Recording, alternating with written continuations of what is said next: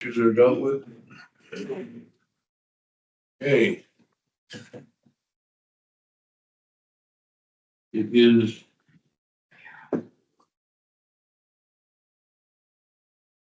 my pleasure to call to order the meeting of the Bismarck City Commission on Civil Service. We have 3 civil service commissioners here.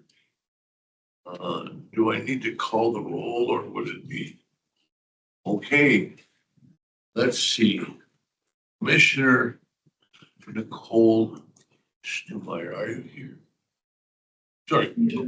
Okay, you're on. We're not married. Got ya. I like Jason, just not that much. Let's see if you pay attention. Jason, you're almost as red as my hair used to be. You're here. I'm Roger Kruger and I'm here. Is that sufficient? Say here. Yes, Okay. I'm here. I am not looking at them, but the next order of business, my understanding is that we're going to approve the minutes of the previous meeting, which I believe, if I'm not mistaken, was February of last year. December? Right. We never made it in December. We had an interruption process. I'm going to defer the approval of minutes simply because I'm not have it in front of me and I'd like to be honest with our reporter and suggest that we can't approve that which we do not have. Hey, at this point, we are now at point 2. I'm nothing if not efficient and speedy. 3 minutes into this process, we are half done. First of all, let's include Officer Nord. Again, thank you for coming before us. There are 2 things I'm going to ask you at the end of this meeting that I'm going to ask you now. You don't need to answer. The first is, do you feel you were heard? Okay, because that's what this meeting is about. You have a right to be heard. And we have a responsibility to listen to you. And that's important to the 3 of us. Very important. Not only for you, and you are important to us, but for the other employees of the city of Bismarck who also deserve that same respect and have that right. And secondly, I will ask you if you felt if you were treated fairly by the commission. Now, you can reserve judgment on that if you wish, or you can send me a dozen donuts at your leisure. Oh, wait. Can't use donuts with police officers. I was one, so I'm part of the fraternity. Okay. And please, Jesse, good to see you again. You don't remember me perhaps, but I have done work with your organization and I'm very fondly aware of the people, the tribe you come from. Is that a way to say it? That's how we view things, yeah. I'm going to turn to our body double, Janelle Holmes, who is our assistant. Julie Neese from the city attorney's office. I apologize. Do we need to introduce any others in the audience for the roll call purposes? Or is that, I'm a little rusty on the process. Not on parliamentary procedure, mind you, process that we all use. No, I think we're good. If we need witnesses, we do have someone here who's a notary who goes through witnesses in. That's good. Notaries are good. All right. I will surrender to you, I believe, because you will be talking about the civil service information. Is that accurate? Yes, so we have provided a copy of the record to the members of the commission. And I'm going to presume that everybody's read that. The city will stand on that record as in support of its decision to terminate Mr. Nord. I don't know if Mr. Nord is planning on testifying, what Mr. Walstead is planning on presenting, but this is an appeal from the decision to terminate. So my understanding is that Mr. Walstead has the burden.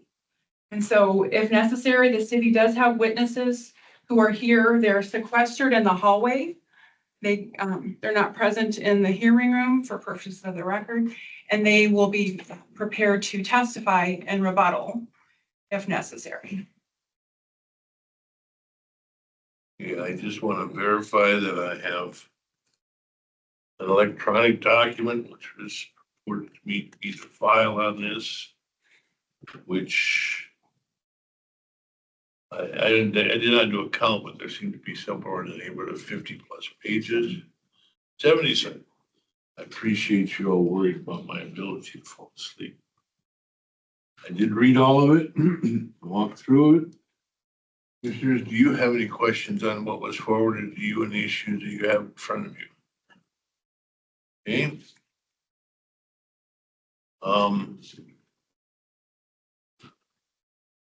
And someone, I saw Chief Dravich's termination letter. Is that the place we start with, or what was that? Pardon? The termination letter should be the last document within the record. In here?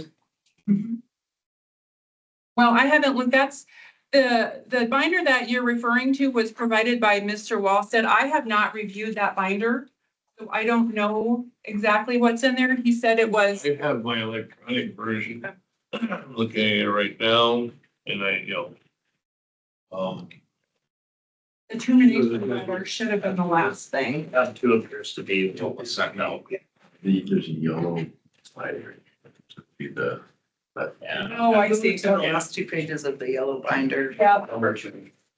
This So is, just tab yeah, 2 towards the end, right toward Fredo. yeah, there's a second, yeah, it's cities 72 and city 73 are the pages from the termination letter.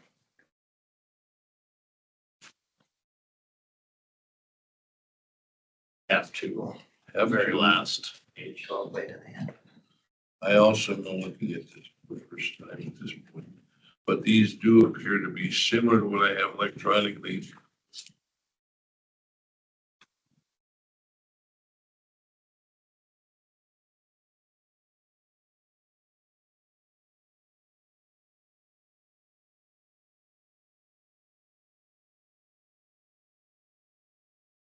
From the chief of police dated May 24th, 2024, is that the document I should be relying upon as being the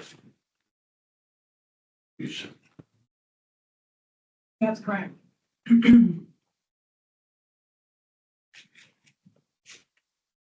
Okay.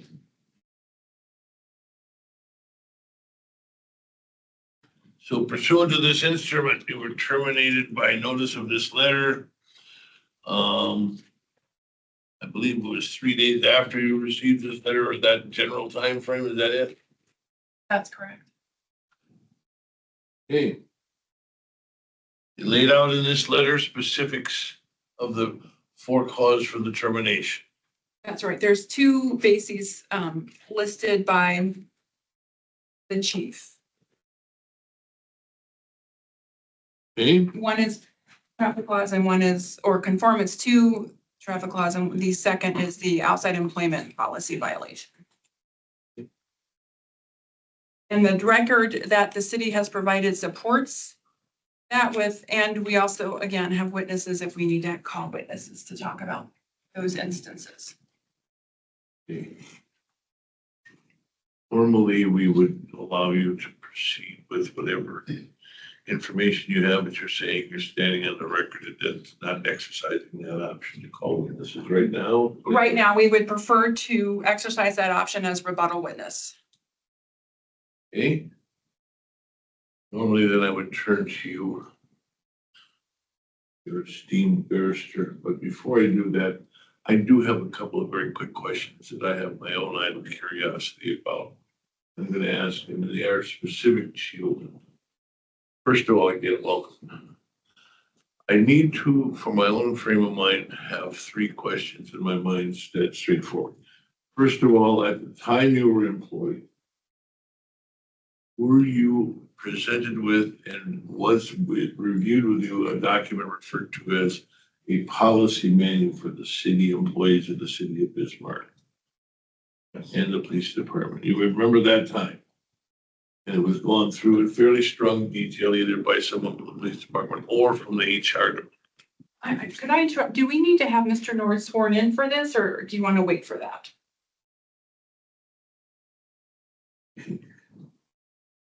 We should swear him in. Okay. It feels, Yeah, and so we have our notary here. Ready? You solemnly swear to tell the truth, the whole truth, and nothing but the truth? I do. Thank you. thank you. I'm a little rusty in that process. Apologize for the interruption. Officer Norton. We've established that you saw the policy manual, that you had an opportunity to hear the dissertation, especially done by somebody from HR. You saw the document, you saw the instrumentation in it. It said, these are our policies, these are our procedures. And you, at the end of that meeting, signed a document that said, yes, you had been at the meeting and attended it, attested to that. Is that accurate? Yes, representatives from the PD came down and explained the policy. Good. And so you saw that, you had the opportunity to ask questions. What to me to know that that's possible. Second question, did you take an oath of office at the time that you were employed or there shortly thereafter as to what your intentions were to be as a police officer? Remember the general tenor of that, what it might have said? Something to the effect of all enforce all laws, federal and state. All federal and state, protect the Constitution, all enemies, foreign and domestic. But, and that did happen, and it was a documentation, I believe, at some point to that effect that he did in fact get sworn in. Is that accurate? I think the record shows that. Okay. Those two are important for me because they're things that are important because that's what we rely upon as to the background of the question we have. What are we deciding? We're deciding, were you aware of the policies and generally the policies, and were the policies and related procedures followed in a fair manner with you? That's the purpose of this meeting, okay? Okay. So I've got my starting questions answered. Do either commissioners have any questions that you have of that nature? As we go along, they may come up, but I just want to make sure that just those two things were important for me to be aware of. Okay. I will now surrender the floor to you, Officer Nord, to whom you may bring your able attorney to bear. Thank you, Commissioner Kruger, commissioners. A couple of housekeeping items, I think, before launching. First, sequestration. It's my understanding that the witnesses that the city intends to call in rebuttal are currently in a separate holding area. They're in the hallway outside. Okay, so I would just ask if the commission could give an instruction that anyone who's present in the hearing and not anticipated to testify, not share any information related to testimony or evidence with the sequestered witnesses in advance of their potential testimony. Absolutely. Thank So you. ordered. They order that? Sure. Yeah. Boss. That's right. Huh? You're the boss. My wife's doing it. And anyway, in all that in seriousness, yes, it would make sense that, clearly we do not want one person's testimony to taint another person's testimony. That's part of that fairness thing we're talking about. This man will receive a fair hearing. That I can control. Thank you. And then the next thing, just kind of by way of introduction. So we've provided some courtesy copies of binders, and you'll see on the front cover, there's a lot of binders here. We've got a commissioner courtesy copy.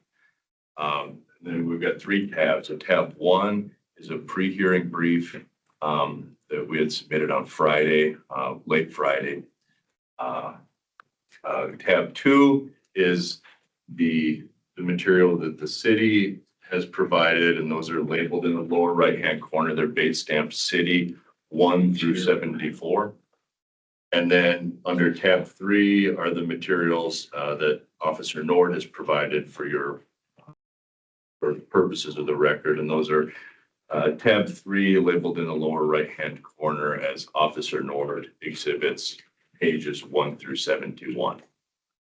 And then we have in those binders two paperclip for the rings and thumb drive that has an audio exhibit that may become relevant here. One moment, please. Yes. I'm small learner and numbers are my life. Number 1 through 3 are labeled. Number 4, I would find it by doing what? Counting back? There is no number 4. So there are 3 tabs. Tab 1 is our pre-hearing brief, kind of explain the, It came on Friday. yes. Tab 2 is the city's materials, pages 1 through 74. And then tab 3 are Officer Nord's supplemental materials for the record, pages 1 to 71. Mentioned there was something about On the rings, there should be a thumb drive. not it But there we go. Yep. cleverly labeled. Yep. Offer, we appreciate that. Officer, and the list. I will. But if I might, before we get, and to answer the commission's question, Officer Nord will be testifying, and so you will get an opportunity to hear directly from him and ask such questions as may be helpful to your analysis. But before we jump in, if I may make a brief opening statement, just to kind of give an overview of the issues and background as we see it. Brief is good. So first, Chairman Kruger, commissioners, thank you for making time to be here today. I've got the great privilege this morning of representing Officer Tyler Nord before this commission.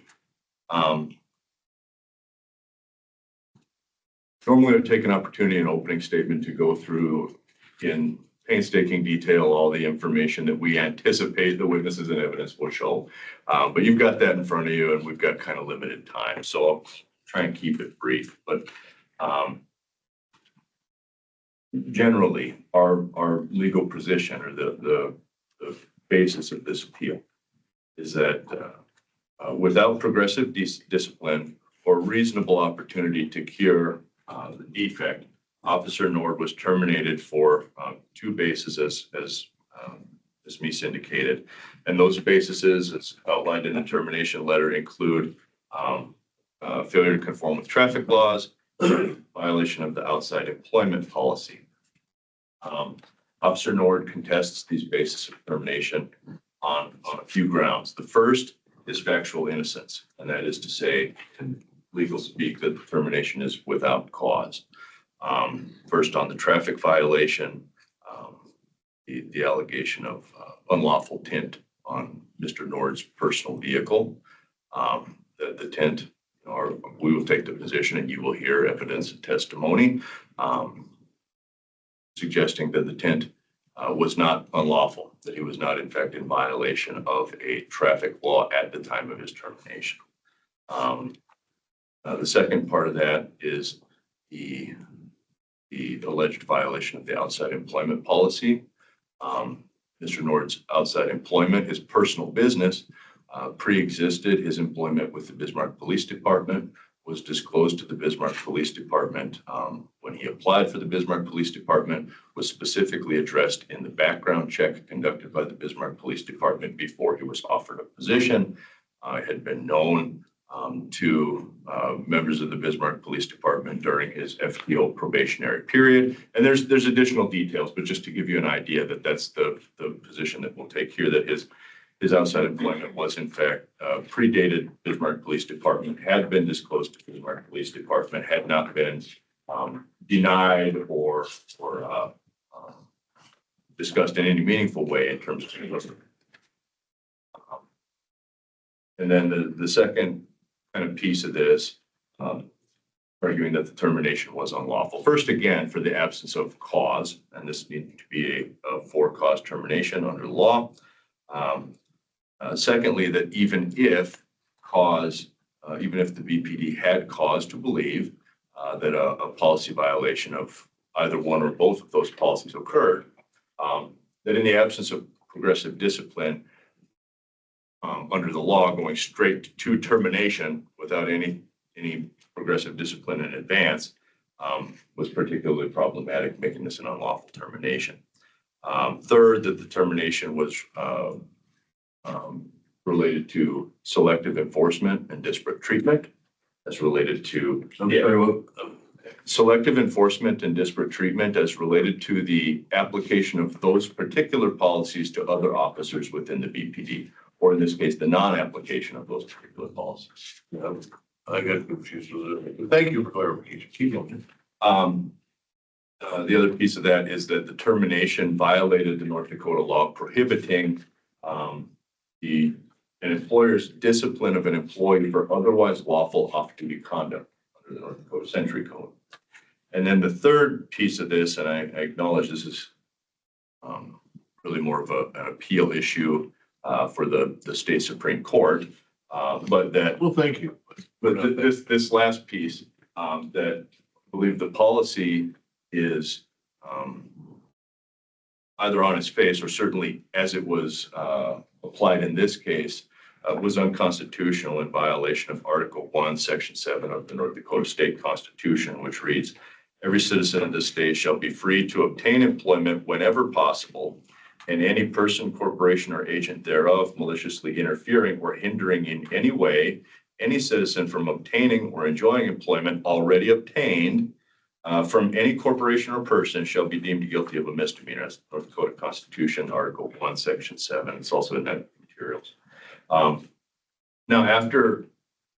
when we get to the close of this hearing, after the commission's had an opportunity to receive all the evidence and information to ask questions, when we get to the point that Officer Nord believes, as the chairman indicated, that he has been heard, then as I understand the ordinance, the commission essentially has three options. The first, to reverse Officer Nord's termination and return him to duty.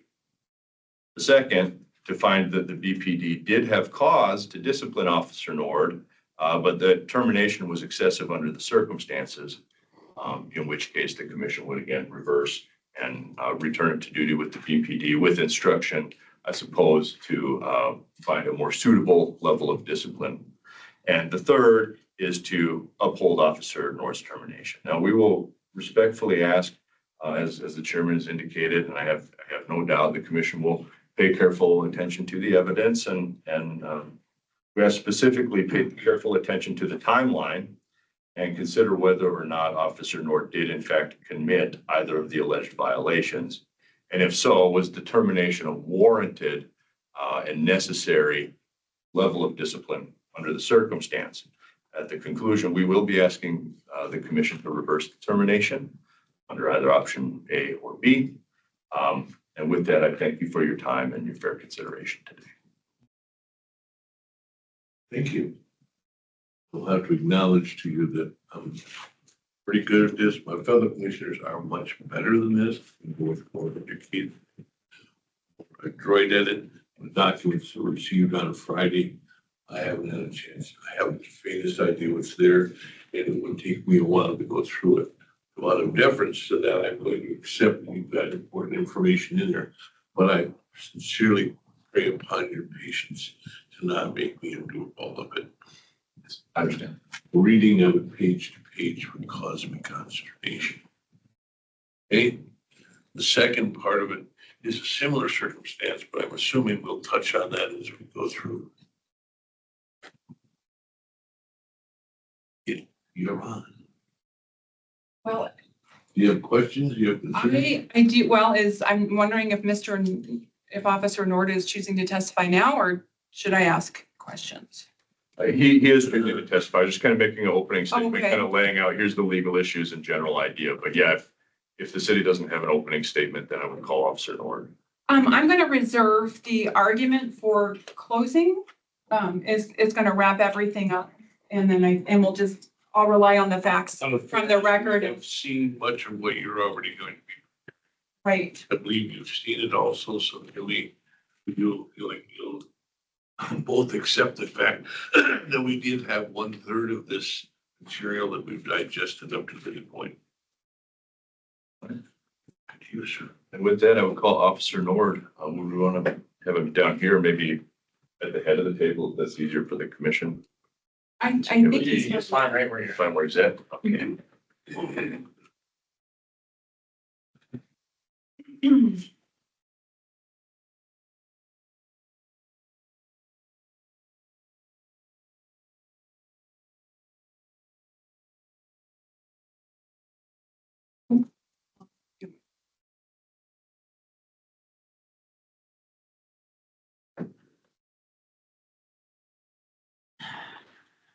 Just a bit closer. All right, good morning. Would you please state your name and spell it for the record? Tyler Nord, Tyler, and the last is Nord. And Officer Nord, could you briefly describe your educational and professional background before joining the BPD? Yes, so I went to college in Grand Forks, North Dakota at UND. After graduating from there, I went to Alexandria Technical College where I got my law enforcement certification and went through what they call the skills program with an officer. After going to Alexandria Tech, I attained a job with Fargo Police Department. Worked for Fargo PD for 12 years. While there, I had many different positions. I was on the SWAT team for 6 years, part of their crowd management team. Which the crowd management, if you're not familiar with that, we deal with protests and large civil unrest things such as that. And I was also at the later part of my time with Fargo PD, I was a downtown resource officer, where I spent time enforcing laws downtown. And then also working with the homeless coalition to try and get the homeless off of the street and get them housed, to get them in a better situation than they were currently in. Within all that, my wife and I decided that we wanted to move to Bismarck. We have family here. We didn't like some of the situations that were going on in Fargo, so we moved here. I came here, worked for Bismarck PD for almost 2 years. During that time, I went through the in-house program. And then after I got through that, I went through their FTO program. And then after passing through FTO, I was I'm sorry, the initials for what, please? field training officer, field training program. That's what I thought. Yep. but Sometimes people often, short terms, shorthand, and those of us who are not familiar need a little help. And then after getting through the field training program, I was approved to be on my own as just a regular patrol officer. Once I was on my own, I was given the ability to be a field training officer. That's also part of the UAS, or what they call the drone team. And the crowd management, or what is they call it, is the mobile field force team there. Very good. And Officer Nord had some discussion about it already. Please tell the commission about your personal business, when it started. And So prior to coming to Bismarck PD, so back in 2021, I started my own window team and paint protection film company. If you're not familiar with paint protection film, it's the clear film that goes on the front of a vehicle to protect the paint or bumper. You can put it on pretty much anything, as far as vehicles, home appliances, and such. And obviously applying window film to vehicles, buildings such as commercial buildings and residential homes. Within leaving Fargo and coming here, I continued my business. I kept it up. But it was in good standing with both Minnesota, because that's where I was living at the time prior to coming here. So I had it in good standing with Minnesota and within North Dakota. Prior to getting a job with the Bismarck Police Department, I had filled out a background packet, and in that background packet, I had written down that I owned that company. Made sure that they were aware of my company as well as the fact that I'm working for Fargo Police Department. Within all that, I was hired, brought on with the police department, knowing that I owned that company at the time. Officer Nord, Back a little bit, so, how long were you with Fargo Police Department? 12 years. And while you were with the Fargo Police Department, did you have any disciplinary actions or adverse actions? Not for anything in that sort. Now, kind of shifting gears to, and so you applied to the Bismarck Police Department. Can you please open the witness binder, turn to the center yellow tab? And then labeled beginning as Officer Nord exhibits, page 1. You see there true and accurate copies of your application materials. I do. And in the pages that followed, you see a outline of your prior employment, education history, things of that nature. Yes. We're at tab 3, is that what you're at? In tab 3, yes.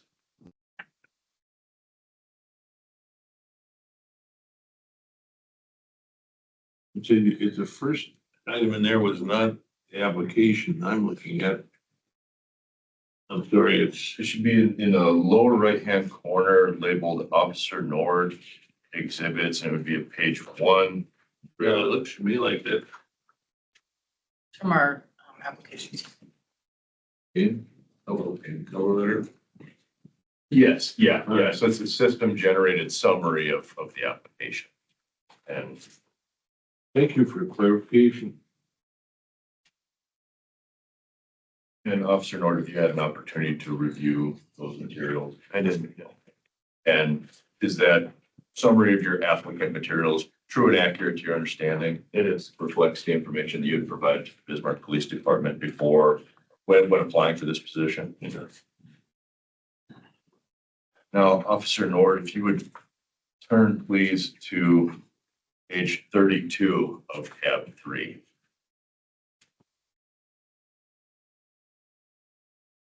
It's a little difficult to see, the 32 is kind of grayed out, but do you observe there a background investigation packet? I do. And do you recall completing that background investigation packet? I do. So after you submitted your application, were you contacted to conduct an interview? I was. And in advance of the interview, did the Bismarck Police Department provide you this packet to complete for a background investigation? Yes, I was asked to bring it to the interview completed. Okay. And did you in fact complete this packet? I did. And did you complete it and submit it on July 1st? Yes. 2022? Yes. You would please turn to page 8 of that packet. It's page 39. Exhibit. Now, you had mentioned a short time ago that in your application process, you had notified the Bismarck Police Department of your company, correct? Correct. Okay. And do you observe here on this page 39, reference that you had identified your company as an employer? I did. Okay, can you discuss that a little bit in your reasoning? So the reason I put it in here is I didn't want Bismarck PD to find out that I was trying to hide my personal company from the PD itself and look unfaithful or like I was lying to them about anything. I was trying to be open and honest about my window tinting company. So I put it on the back of the packet so that they would be aware of it.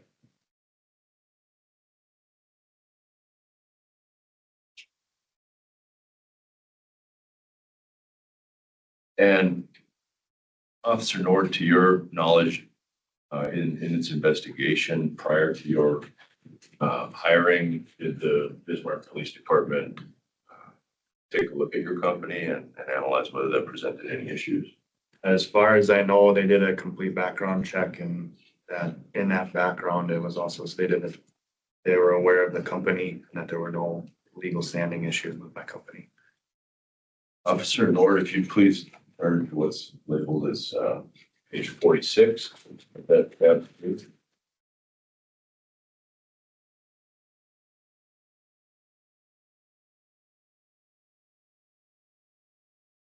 And have you had an opportunity to review these documents, Officer Nord? I have. And is it your understanding that this is a background investigation summary done prior to your employment? Correct.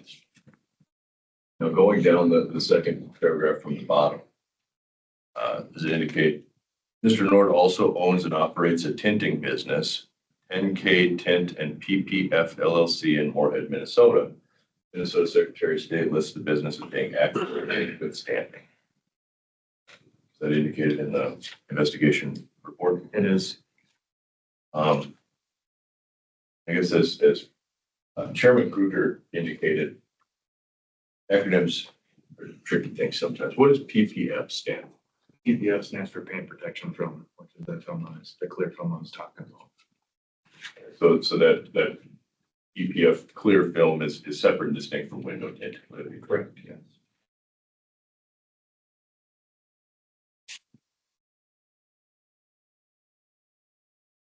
If you please turn Officer Nord to page 48. And the last paragraph of that background check investigation. Does that indicate that there was nothing found in your background that would prohibit you from employment from the Bismarck Police Department? Correct. Now, did you interview with the Bismarck Police Department before you were offered a position? I did.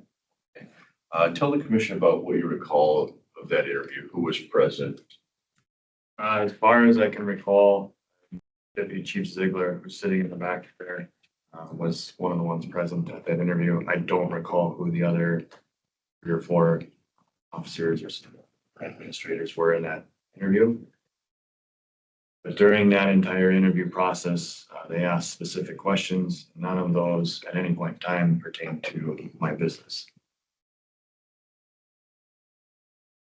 Now, ultimately, you were offered a position at the Bismarck Police Department. Yes. And you talked a little bit about the FTO program or status. Would it be fair to say that as a new hire, even though you had prior experience, that you run a probationary training officer program for a period? Yes. And is that period, in your understanding, typically 1 year? Yeah, it's roughly 6 months. And during that period, are you, as a probationary officer, you get quarterly performance reviews as opposed to annual? Yes, quarterly, and then I misunderstood. Yeah, probation is 1 year. And do you recall, Officer Nord, then while you were in that probationary status, did you receive quarterly evaluations? I did. I want to direct you to tab 2, so the front of your witness binder, page identified as City 31. I guess before we kind of dive into that, Which one is it, please? City 31 under tab 2.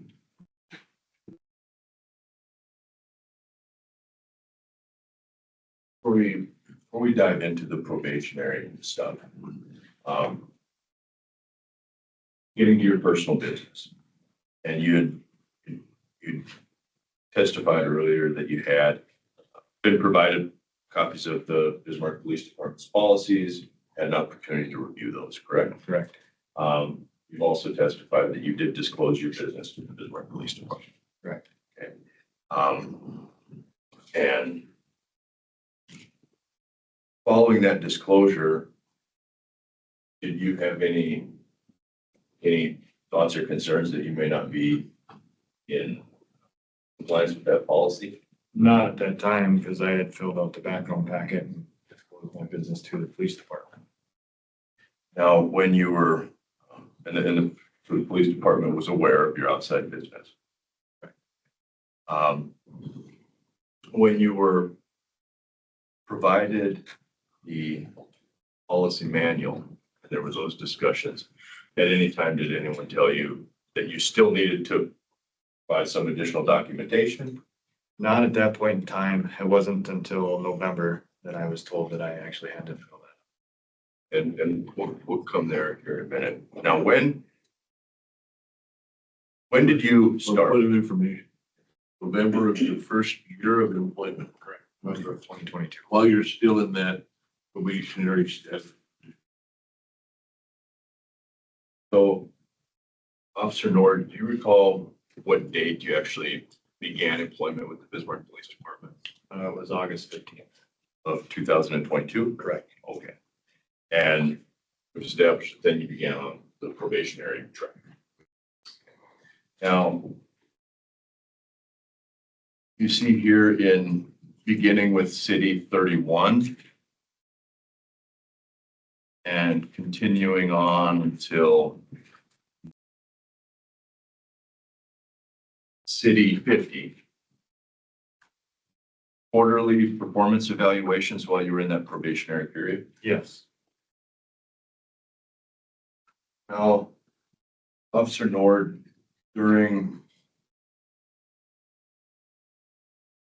was initially your supervisor when you were on the probationary track? So it started off when I was in the training program. My supervisor was Sergeant Wardzinski and Lieutenant McMurray. After I got out of training and I was transferred to the patrol section, so I was actually on my own. Then my supervisorship went to Sergeant Pinninen and Lieutenant Scheuer. And then Lieutenant Scheuer and Lieutenant Gardner swapped positions within the department, so Lieutenant Gardner became my supervisor. And I would submit to the commission, just by way of convenience, that there are in the city's packet towards the front, personnel actions from the city of Bismarck that show the dates of each of those transfers. But so during the probationary period, your evaluator was Sergeant Wardzinski, and your supervisor, or your second level supervisor, would have been Lieutenant Mike McMurray, correct? Correct. Now, we'll get to the November 22nd piece here in a minute. During that first quarter of your probationary status, did any question or issue related to your window tint or your window tinting business arise? Only once I was in the training program. Okay. Now, have you had an opportunity to review these performance evaluation? I have. And is there any reference throughout these performance evaluations of concern related to the tint on your vehicle's windows or the operation of your business? None whatsoever. Okay. Let's get to November 22nd, 2022. Okay. Would it be accurate to say that on November 22nd, 2022, so during the second quarter of your probationary period, that you were contacted by Lieutenant McMurray related to tint on the windows of your vehicle? I was. Okay. Would you please explain to the commission what you recall of those interactions? So I had just gotten out of briefing at about 7 in the morning on November 22nd of 2022. Lieutenant McMurray found me in the hallway as I was walking through and pulled me aside. He asked if the red Suburban that was out in the main parking lot of the police department was my vehicle. Yes, it is. He asked if the windows on the vehicle, as the referencing the front doors of the vehicle, were illegal, and I said, well, I knew them to be dark.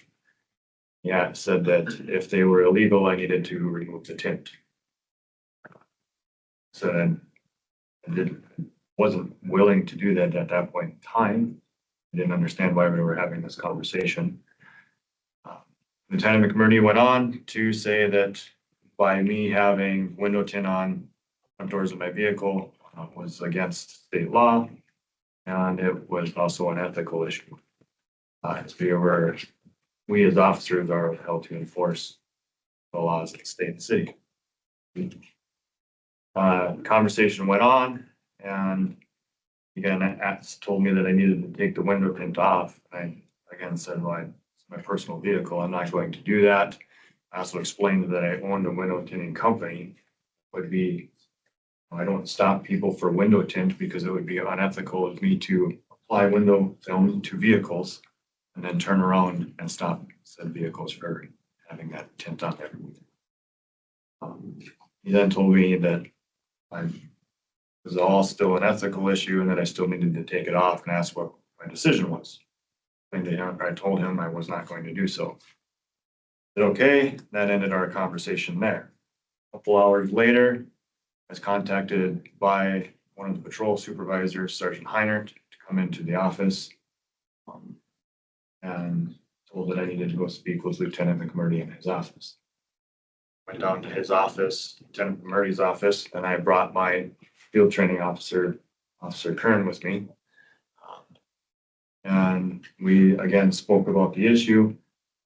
Lieutenant McMurdy told me that he had spoke with Deputy Chief Ziegler, and they were that Lieutenant McMurdy and DC Ziegler were on the same page about the window tint still, that it needed to come off, and I needed to follow through with that action.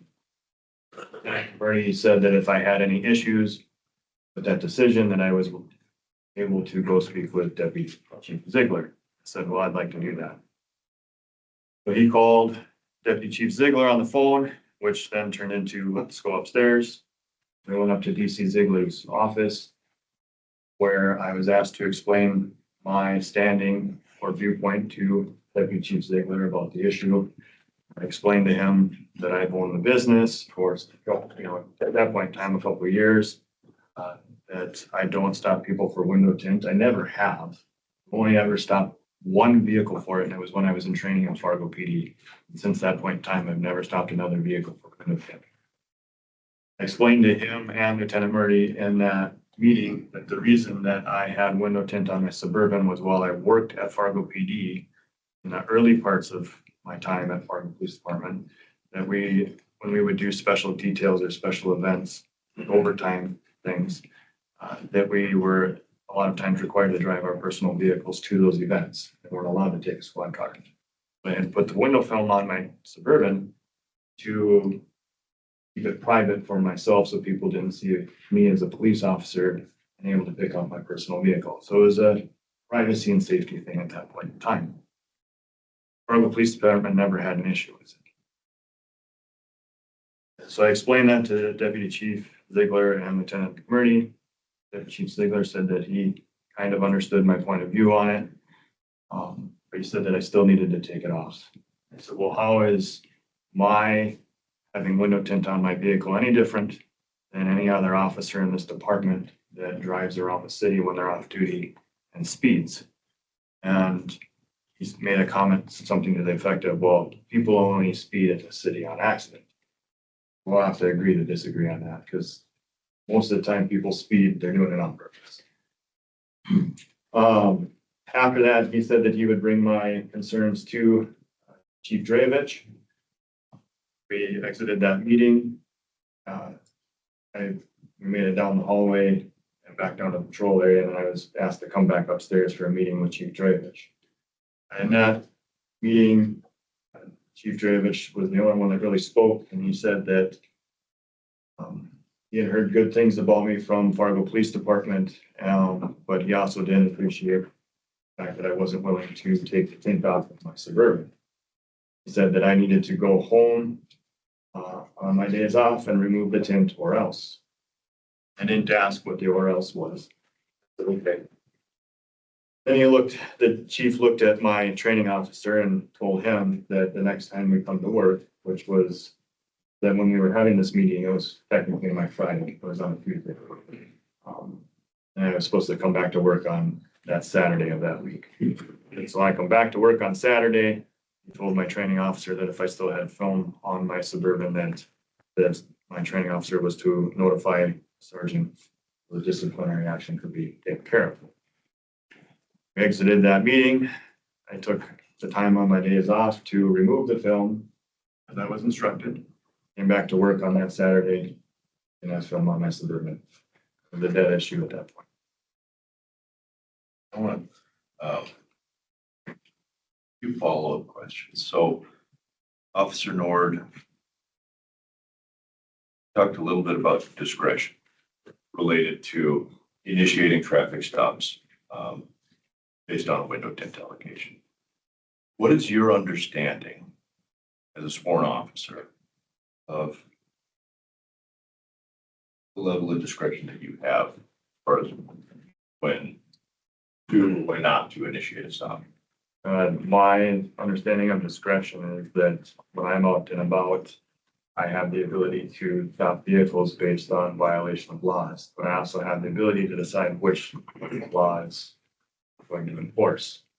Majority of the time, like I explained earlier, I've never enforced a window tint violation, never written a citation for it. I've only stopped that one vehicle back in training in Fargo one time. I've always stopped vehicles for speeding and loud noise and other reasons to stop vehicles, but I was always looking for other things. Absolutely, Commissioner. Is the tint law, is it something like a primary thing you can be pulled over just for the window tint, or is it? Okay. It You is. can answer that.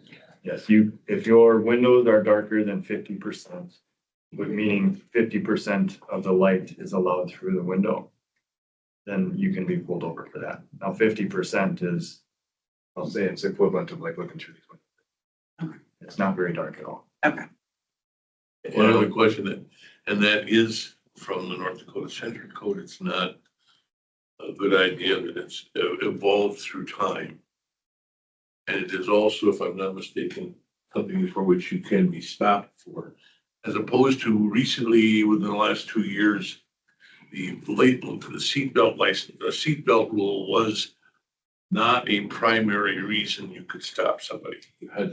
You would enforce it on an incident by incident basis, but there had to be other probable cause to stop them. And for those lay people among us, it's kind of important to know that. I got two follow-ups. One, being a subject matter expert in this, is there a way to test that Yes, window? yes. During this incident, were your windows ever tested? So if another officer, like you brought up the speeding issue, if another officer is speeding and that's caught, is there a way to test that they were actually speeding?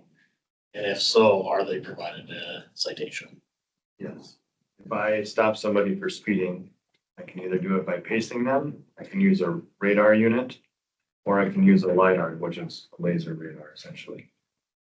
If I were to stop somebody for a window tint violation, and they have tint meters out there that you either slide over the edge of a window, or you can stick one, there's two pieces, you stick one to the inside and one to the other side, and it measures the light transmission.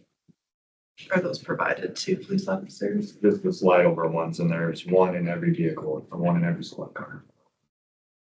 And yours were never tested between May My 20, personal vehicle, between May 20 and May 24th, they didn't double check.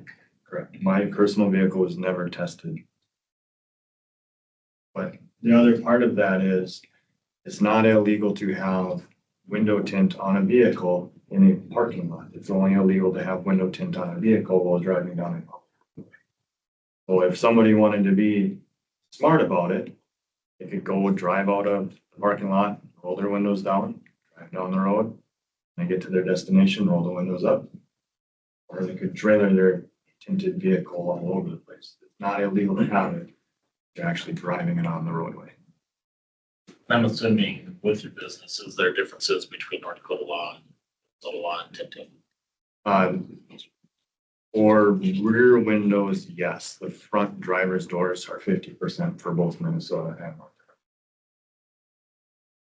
It may be an obvious question, but you did get your vehicle from where you lived or worked to the police department parking lot. Did you trailer it or did you roll the windows down? I mean, you gave those two as options. Maybe, but I would presume you didn't do that. No, I never did. When was your vehicle purchased? My Suburban, No, your new one. my truck, Yeah, the one that was the incident on May 20th. in January. I sold my Suburban in February or March.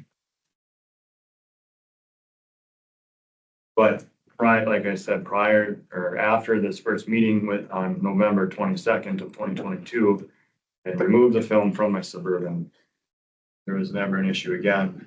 I bought a different vehicle in Minnesota. Minnesota dealerships by law are technically not supposed to sell vehicles with window tint on them. That being said, I bought the vehicle and didn't realize until I got it home. I rolled the windows down because it was the middle of winter and it was like -20 out.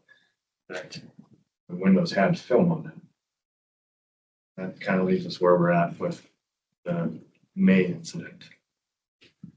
These are really good questions. You kind of doing my job for him, but kind of to keep things chronological, because we've got kind of two incidents here. But I would submit for the commission's awareness, the North Dakota statute on window tinting, the city did provide that as under tab 2, city, page 7. And so I think that's a helpful and necessary reference.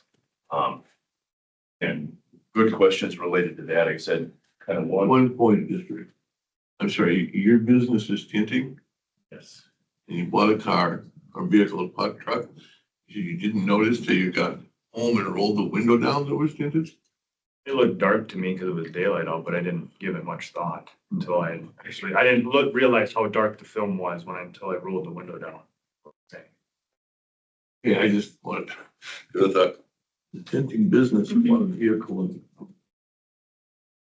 And I needed to know that it was. But I think- Pardon? I think tinting is just part of your, window tinting is just a part of your business. The automotive. Other. Okay. Yes, I do more than just automotive. I do, like I said, I do commercial and How residential. many automobiles do you do a year? Right now I probably do 15 a month, 15 a month. but it's picked up because. 15 a month is about 170 to 180 a year. Maybe, yeah. So you're kind of familiar with tint. I mean, you would notice it on a car. You would notice it as you go by the car. I'm just trying to suggest that those things are significant because it's one of the responsibilities that you have as an officer. Is that I'm just trying to, So I just want to make sure I had that. a couple follow-ups. And good points. Those are you're getting right to my outline here. I know what we're trying to do here. Yep, couple follow-ups. First, getting to your business. So we've got the North Dakota statute, as you indicated, Officer Nord.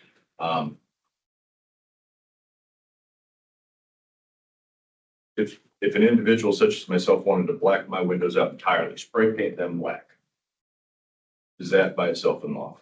No, When does it become unlawful? as soon as you pull out onto a public roadway. Okay. Is putting window tint on a vehicle commercially at another person's request, is that unlawful? No. Okay. And you talked about the percentages and your understanding of the law in state law. Can it sometimes be difficult to tell? Said another way, are there sometimes close calls between 50% and 75 or something like that, where there's been some questions about eyeballing, Yes. basically. Yes. Tell me about that. As I said earlier, you look through right now, these are anywhere from 50 to 70% because there's not much difference in the darkness. Once you get down into the level of 20%, then they start looking dark. And that's where it's tough to see a driver through the window. Yeah, I have another question, just you kind of reminded me of something of that. First, and that is, it's not illegal in the sense of your putting the tint on. Is that right? You just said, somebody came in and said, I want this tint, and it's 84% dark. You could technically do that, right? Yes. And the act of it being considered to be a violation of the law would be when that person left, okay?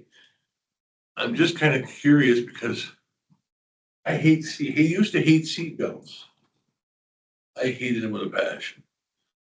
fact, I used to brag about having $100 in my pocket. Leroy Walker and I would talk about that and say, hey, what's that for? That's for my first 2 tickets. I had my seatbelt on. I still have the money in my pocket because I was in an accident at one point, had my seatbelt on and said, this makes sense. My point of my story is very simply this. As a mechanic, if I were a mechanic and I disengaged that seatbelt, the car today, that'd be illegal? Guess I don't understand your question. If you disengage it, you just would walk in and cut the seatbelt right off. You don't like that? It's not illegal to do that. Pretty sure you might want to check that one out. I don't know. I don't believe you can alter. To your knowledge, do you know whether or not it's illegal? I do not know if it is or not.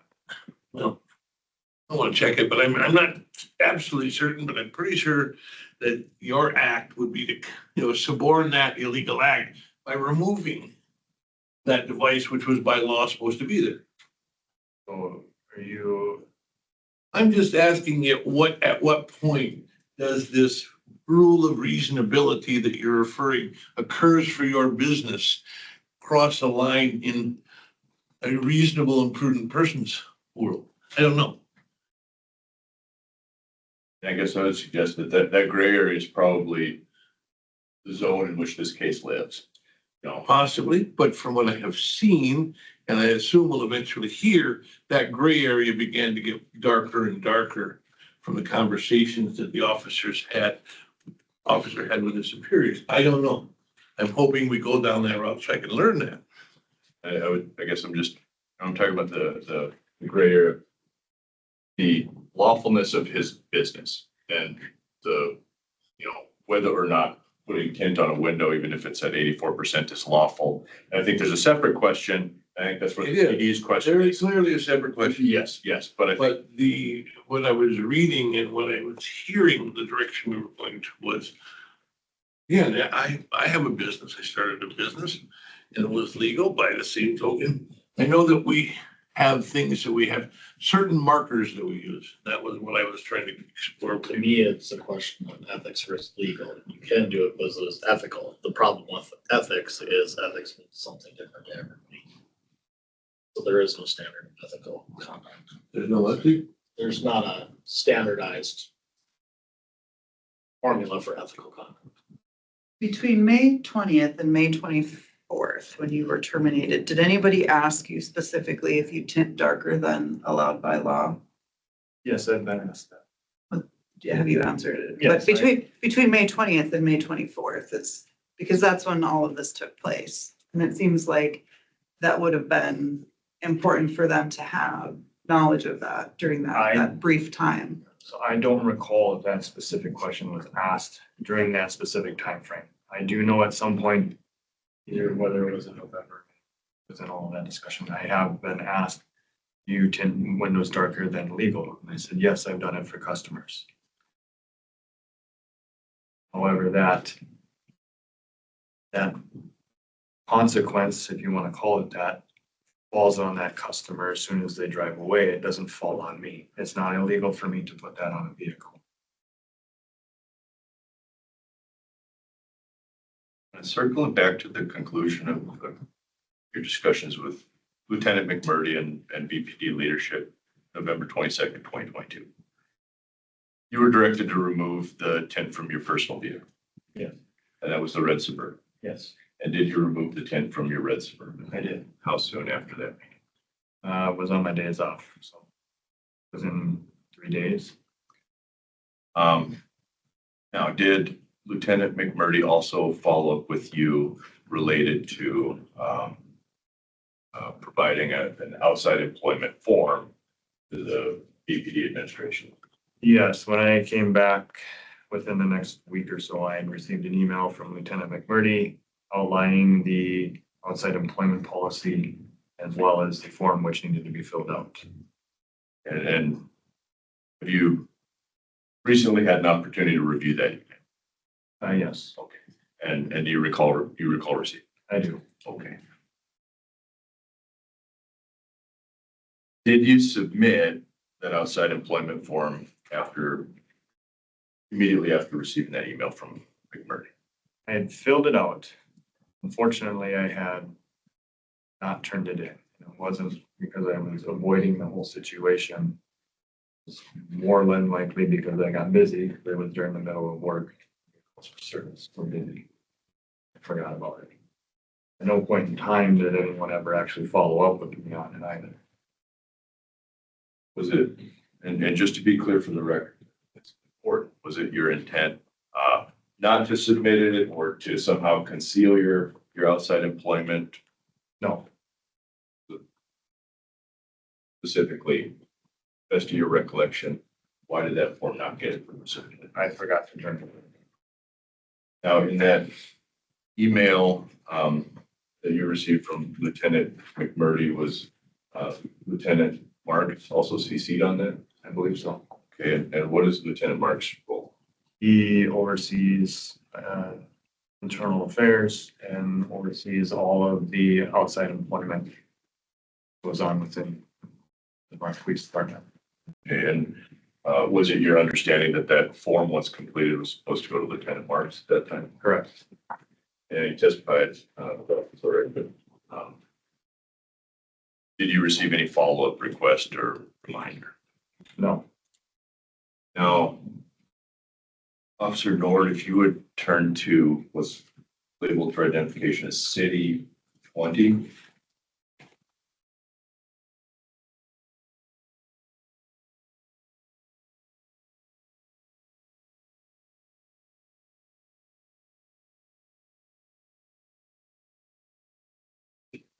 Officer Nord, do you recognize this document?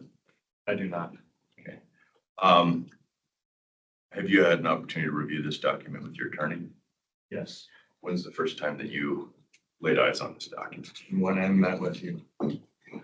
So, would it be fair to say in your understanding that this was to be a memo from Lieutenant McMurdy related to your interaction with him on November 22nd, 2022? It appears to be that, however, it's not on any official letterhead. And for clarity of the record, did you ever receive a copy of this? I did not.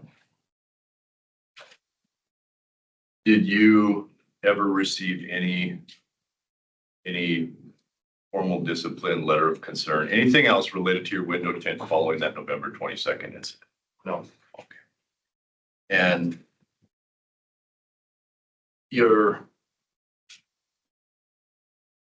obviously you completed the probationary period successfully. Yes. Okay. You can turn to City 46, please.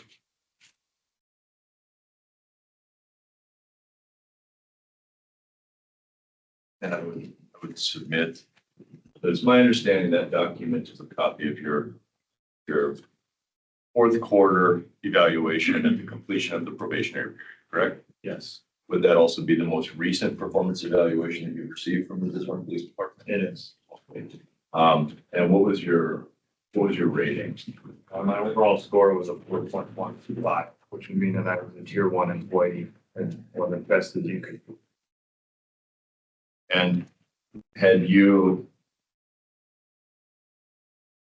in the performance evaluation process, was there any discussion from any of your supervisory chain about either the window tint or the outside employment board? No. And on the fourth page of that evaluation at City 49, is there a block specifically asking whether any formal discipline issues that had occurred during that period have been documented and attached to your evaluation? Yes, there's a block in there and it says NA because there were no issues. So based on your understanding, following that November 22nd, 2022 interaction, were you under the impression that the issue had been resolved and that you were in good standing with the BPD? Yes.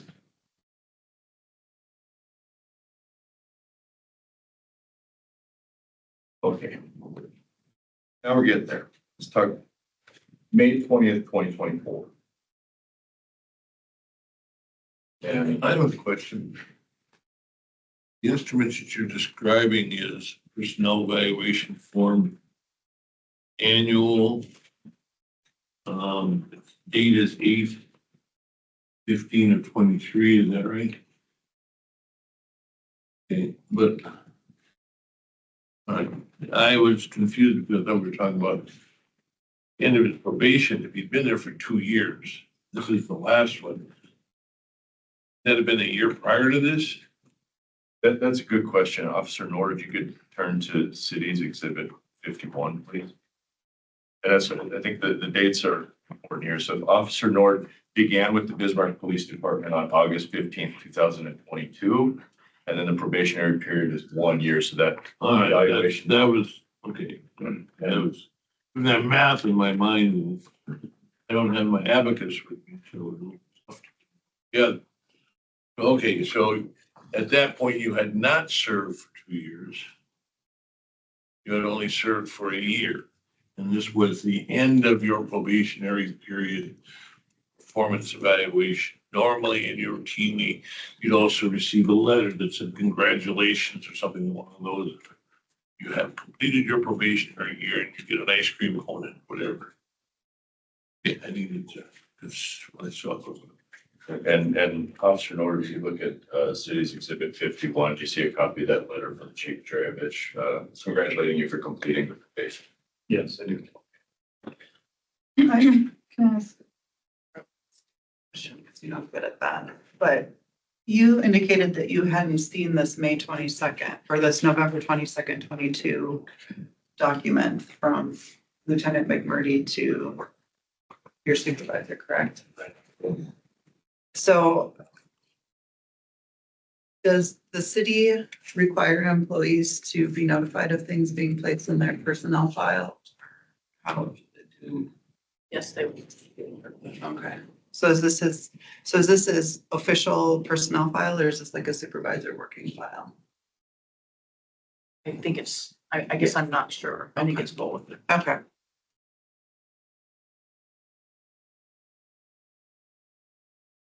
That raises a good question. So we'll get to May 20th. But at some point here in the timeline, Officer Nord, your supervisory changed. Fair? Yes. Okay, could you please let the commission know generally when those dates were and who your supervisor was going forward? So Sergeant Pennanen was my sergeant at the time of that 1 year evaluation. Somewhere in there, he joined the military, went off to do military things. And my temporary sergeant became Sergeant Welch, or acting Sergeant Welch. But I rarely dealt with him, primarily because he was assigned to night shift and I was a permanent day shift officer. Also, somewhere in that point in time, Lieutenant Schroyer, as I mentioned before, had switched off with Lieutenant Gardner. So at what point was Lieutenant McMurdy no longer in your supervisory chain? Lieutenant McMurdy was no longer my supervisor when I came off of field training and was put on patrol. Would have been in August 15th, 2023, so? and no, it wouldn't have been that, but I think before that. Oh.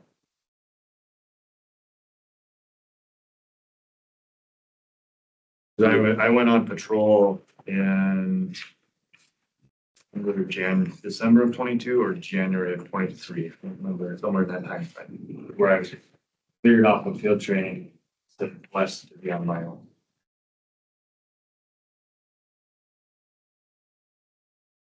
Let's bring it current to May 20th, 2024. And on that day, the window tinting issue came up again, correct? Correct. How was that first brought to your attention? I received a phone call while I was driving around at work. Lieutenant Gardner pulled over to the side of the road to answer the phone call and asked what I could do for him. And he asked me if I had put window tint on my vehicle again. I don't know what you're talking about. Did you put window tint on your vehicle? I said, no, and I just recently purchased a vehicle back in January and it came with it on it.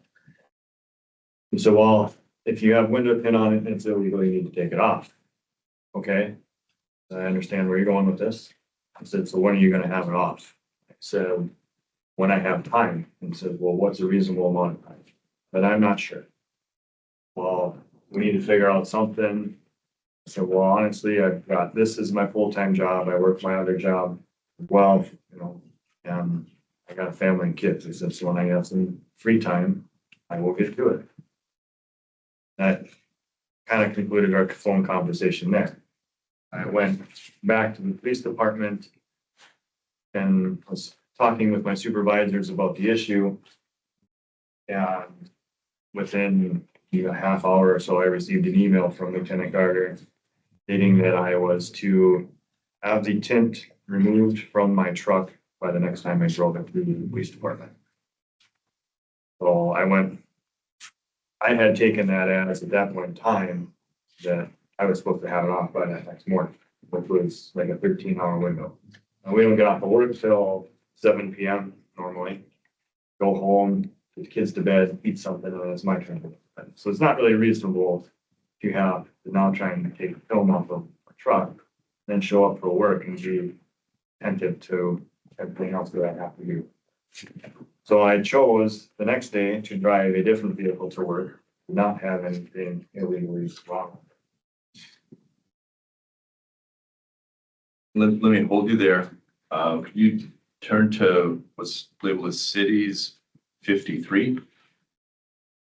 You discussed an email from Lieutenant Gardner that you received after having that conversation. Is this, to your recollection, a true and accurate copy of that email? It is. And looking at the first sentence, that would be fair to indicate, I want the tint removed by the next time you drive your vehicle to work. Yes. And is it your testimony that after receiving that, did you drive that new vehicle with tint to work again? No. You drove a separate vehicle. Yes. You testified that the kind of the shortness of the time frame as you understood it. This email is at 5:05 p.m. on Monday, May 20th, correct? Correct. And did you go back on shift? When did you go back on shift? Well, I continued to work my shift that day until 7 o'clock at night. And then I came back the next morning for shift at 6:45 AM. a.m. Okay. So between 7 p.m. on the 20th and 6:45 a.m. on the 21st, did you believe that you could have the tent removed? You have family obligations outside of work. Yes. You describe those just a little bit. And kind of, as I said, I go home with my wife, get my kids ready for bed, read them a book, make sure they go to bed all good. And then about that time, it's usually around 8 o'clock, 8:15, sometimes 8:30. I still got to feed myself. I sit down, have dinner, and 9 o'clock, it's time to go to bed. So when you reported for that shift, May 21st, you were in a compliant vehicle, fair? Correct.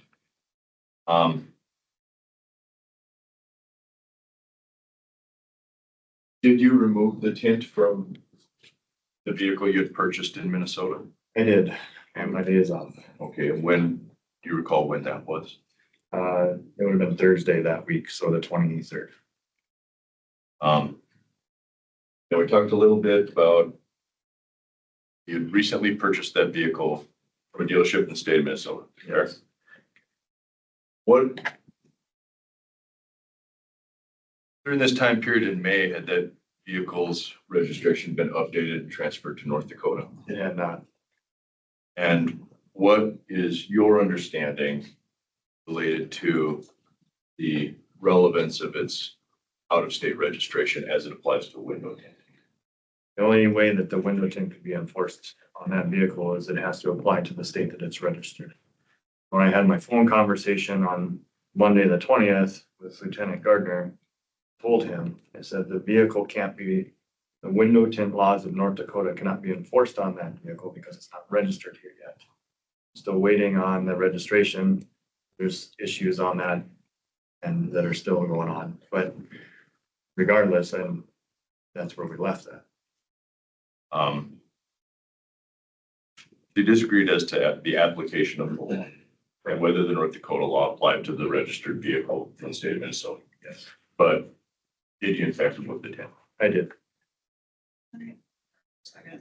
So on the city document, page 9, at the bottom, it talks about the Minnesota statute. And it says, no person shall sell or offer for sale or use on any motor vehicle windows or windshield that are composed of, covered by, or treated with materials that fails to comply with the provisions of subdivision 4. So based on that, if I was buying a car from Minnesota, based on that, I would assume that they couldn't sell me a car that wasn't compliant. That's what I was saying before. Okay, That's what I was saying before. I was surprised when I got home and noticed that it was tinted. The dealerships are not allowed by law to sell vehicles with illegal tint on it in Minnesota. That's, I'm just trying to organize. I'm gonna just take a quick moment here. We have, we've gone on an hour and 20 minutes. Maybe we should take about a 5-minute recess for hydration, hygiene, hydration. Pardon? A bio break. Yeah, that's the term, I guess. Well, young people use that. I mean, let's head to the head.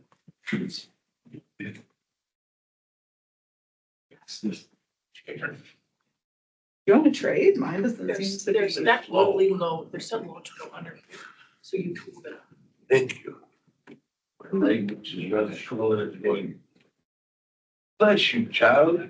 You just, you may not be able to get all the way. You need a reference. I'll be glad to run for you. You need this.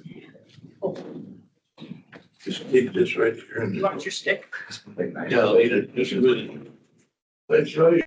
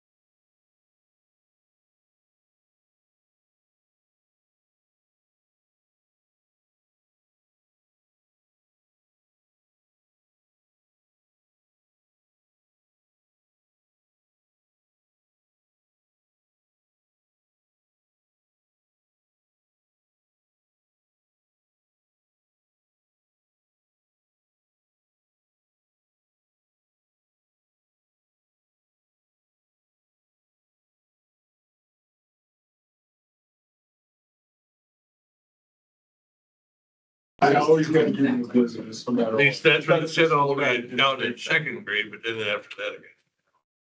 Okay. Esteemed barrister. I call you Jesse, but that's informal. But I will tell you that, number one, you're doing a very good job.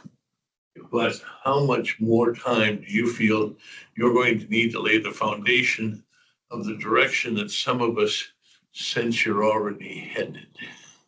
I think we're there. We're into the last 3 days now of the timeline. So I've got, Okay, last 3 days of your presentation or your timeline?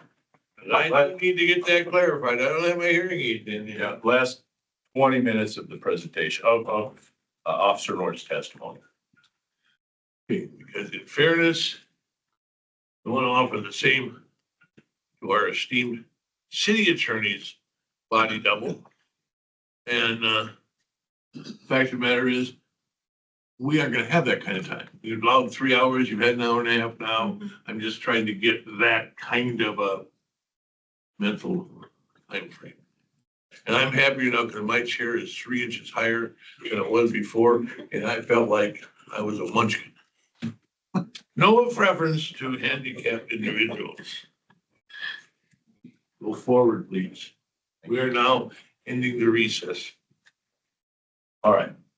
Officer Nord, where we left off, we were talking about May 20th, 2024.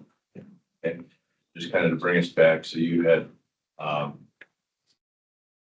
conversation with Lieutenant Gardner. That was followed up with an email. Correct.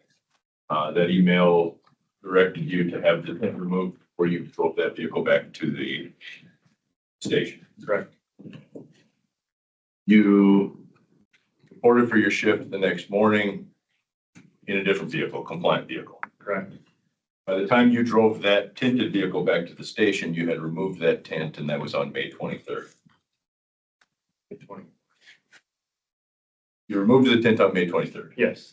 You drove back to the station May 24th. Yep. Right, we're there. So, did you also receive a follow-up email from Lieutenant Gardner related to a request to provide a outside employment form? Yes, on Tuesday when I was at work, I received an email from him stating I needed to fill out. He provided me the copy of the policy for the outside employment and told me that I needed to get with the policy. However, he did not provide a form. I had to go search for that on my own. I went and filled out that form, turned it in to him. Short, I don't know, probably a half hour, no, it's probably an hour later or so. I received a message on my computer and my squad car telling me that I needed to fill out a second form. It's called a input form. It basically just goes with the paperwork that goes in chain of command.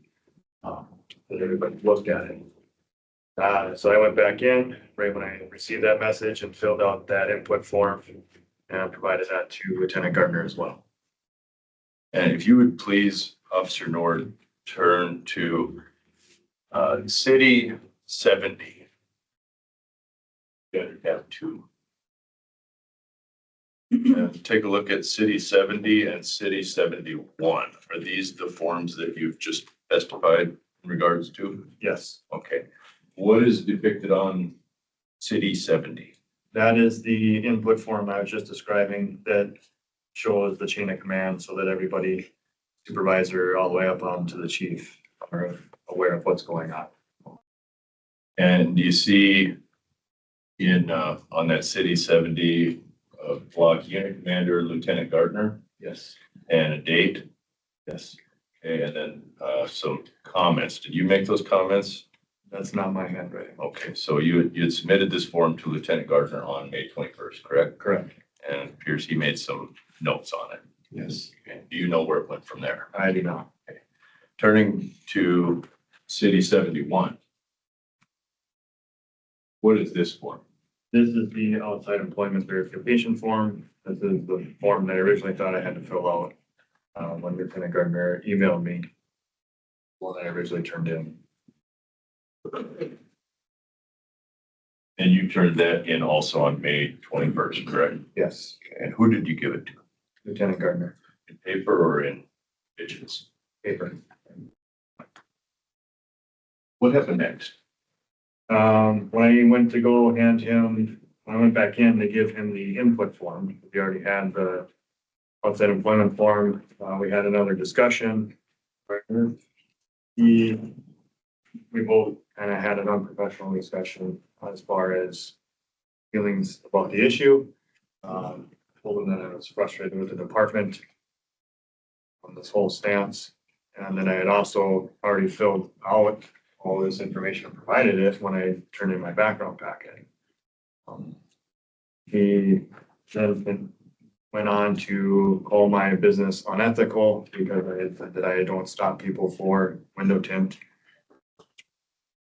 Then within all of that, we both decided that it was time for that conversation to be done. I left his office. And did that conversation also occur on May 21st? Yes, Were you, did you complete your shift on May 21st? I did. Were you on shift on May 22nd? No, Were you on shift on May 23rd? no, Did your next cycle of shifts begin on May 20th? I didn't.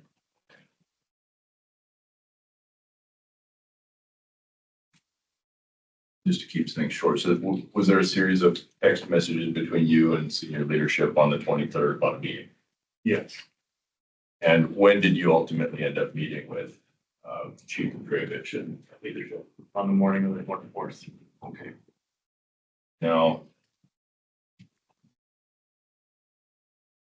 tell the board about that meeting. What time did it occur? That was set for 8:30 in the morning. In the text message, I was told to not show up for briefing and to show up to meet the chief, E.C. Stugelmeyer, and Lieutenant Gardner himself at 8:30 in the large conference room at the PD. And by that point, had the tint been removed from your Minnesota truck? It had, Had your outside employment forms been provided? Had you received a response back on your outside employment form? I had not. Okay. Tell us about that meeting. I went into that meeting and the chief opened up the conversation with stating that he was terminating my employment and handed me my termination letter, asked me to read through it. Took the time to read through it, asked a couple follow-up questions on formalities of how to proceed with stuff. And then I also explained that I didn't understand why we were going down the termination road, because my truck was currently sitting in the parking lot with no window tint on it, and I had done as they had asked. And he, E.C. Stugelmeyer and Lieutenant Gardner all looked at each other, look about on their face, and then they both each gave a statement about their feelings on the matter, and then the conversation went downstairs, turned in all my gear, and was escorted out of the building by Lieutenant Gardner, followed me to my pickup truck. And Officer Nord, did you record that conversation? I did, How did you record it? with my personal cell phone. Have you provided a true and accurate copy of that recording to your attorney? I did. And I submit, given the time constraints, that recording is contained on the thumb drive labeled for identification as Officer Nord's audio video 1. It's about a 28-minute recording, but given our time frame, I guess I would kind of leave it to the chairman if you'd like to listen to it now, or if the board can listen to it later. Let's stipulate that we described it as real and true. I have no burning desire to go down that path. My counterparts, are either of you desiring of hearing this? I think I'm good for now, but depending on what happens, maybe. You need to, we If can. need to, we can, but I don't. I don't have one of those fancy devices. This, I gave up on 8 tracks long time ago. Okay, Officer Nord. Now, back in November 2020, when you were questioned by Lieutenant McMurdy about the tint on your window and whether or not it was legal, were you provided a Garrity advisory? I was not. On May 20th, when you were questioned by Lieutenant Gardner related to your window tinting and your business, were you provided a Garrity advisory? I was not. During your termination meeting on May 24th, were you given a Garrity advisory? I was not. So can you, just real quick, can you explain what that is? Garrity advisory. So for the purpose, Garrity and Calkines are the kind of the cases on this, and the it's similar to Miranda for state and federal employees, and that is to say, when an employer is asking a question that they know or have reason to know that the response to the question may be related to an allegation of an unlawful act, for instance, operating a vehicle with unlawful tint in the state of North Dakota. There's a natural tension between a person's right to remain silent and a government employee's obligation to truthfully answer a question when asked. The Garrity advisory is a Miranda type advisory designed to, and the city attorney can advise on this too, designed to kind of balance the playing field between that tension between an individual right to remain silent and an employee's obligation to respond truthfully. And so it's appropriate and necessary when in a government employment setting, particularly law enforcement, because a law enforcement officer asking a question that's intended to produce an answer that may be related to an incriminating statement, that they provide a Garrity advisory indicating that I'm directing you to answer this question. Failure to answer this question will result in administrative discipline. However, your answer to this question would be used only for administrative purposes, not for criminal purposes. In a nutshell, that's what my understanding of that law. Momentarily, and maybe I misheard you. You said it is usually and customarily used for state and federal employees.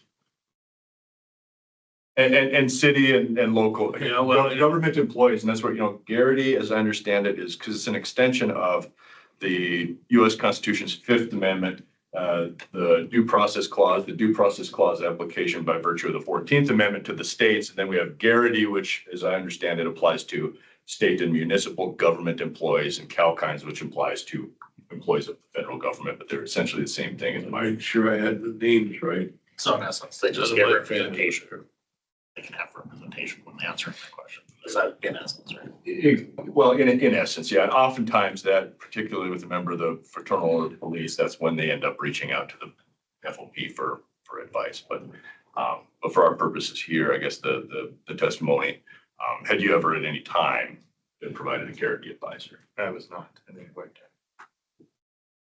This is a recommendation, not a requirement. Is that what we also said? Well, it's a requirement if it becomes an evidentiary issue when the statement is later used, would be my argument from a legal perspective, that in the absence of just like a Okay, no, and to this point, I've not seen it being used. I've seen the testimony being used, or the words being used. I've heard conversational circumstances relative to conversations with his superiors in which he has indicated he felt he had a personal ability to make discretionary use of when and where to invoke and to enforce certain laws. Is that an accurate statement of what I heard? Pardon? Mostly. How about 80%? Sure. Is that mostly? Okay. My point is very simply this, that at Garrity, I have a very slim understanding of, okay? Nowhere near yours. Okay? But there was no testimony at that point, and none of that was extracted for that purpose. And I would suggest the reason that I bring that up, and we're very close to the end of our presentation. I got one more question. Thank you, Lord. But there's two alleged violations here. One is failure to conform with traffic laws. And I think the Garrity plays into that, because in order for cause to be established to prove that he violated traffic laws, we've already talked about the testing mechanisms that weren't employed here. He was asked if his tint was over the limit, and he made some representations. And then we've got another officer's estimate of what that level of tint would be. So those three categories of evidence, one doesn't exist. One, his statement should not be used. And that kind of leaves the commission, in my estimation, with another officer's eyeball assumption of what that level, whether or not that tint was lawful. the analysis. And that's kind of how I would tee that up. But A good stretch. so Officer Nord, last question. So we've covered a lot of ground here. This is kind of your opportunity. If there's anything I've missed or anything else that you would like to share with the commission today. Yeah, I guess I'm sure we all never meant for this kind of meeting to have happened. My wife and I moved here, left, Fargo with the opportunities that we had. Moved here to better ourselves, better our family. At no point in time did I mean to discredit the police department, make the PD look bad, make the PD label look bad. I solely enjoyed coming to work and working with all my fellow officers. And then in my opinion, felt like I was being harassed by Lieutenant McMurdy over what I feel is his own personal issue, not the police department's issue. I understand that there's an ethical conundrum in there. However, that being said, I do the window tint business because it's something that I enjoy. And I also started it as a backup plan for my family in case something bad in the police world ever happened, that I needed to step away and exit from the police. It wasn't supposed to be a punishment of any sort for anybody. My customers enjoy what I do, both automotive and in their residential homes, commercial settings. And so to come in and say that I am doing unethical work, it not only is hurtful to myself, but it also is probably, if a lot of these other window tint companies heard that, they would probably be pretty upset about that as well. So I just request that you guys would actually listen to what we're actually saying here. Do you feel we have? Mostly, yes. Clearly, perception's reality.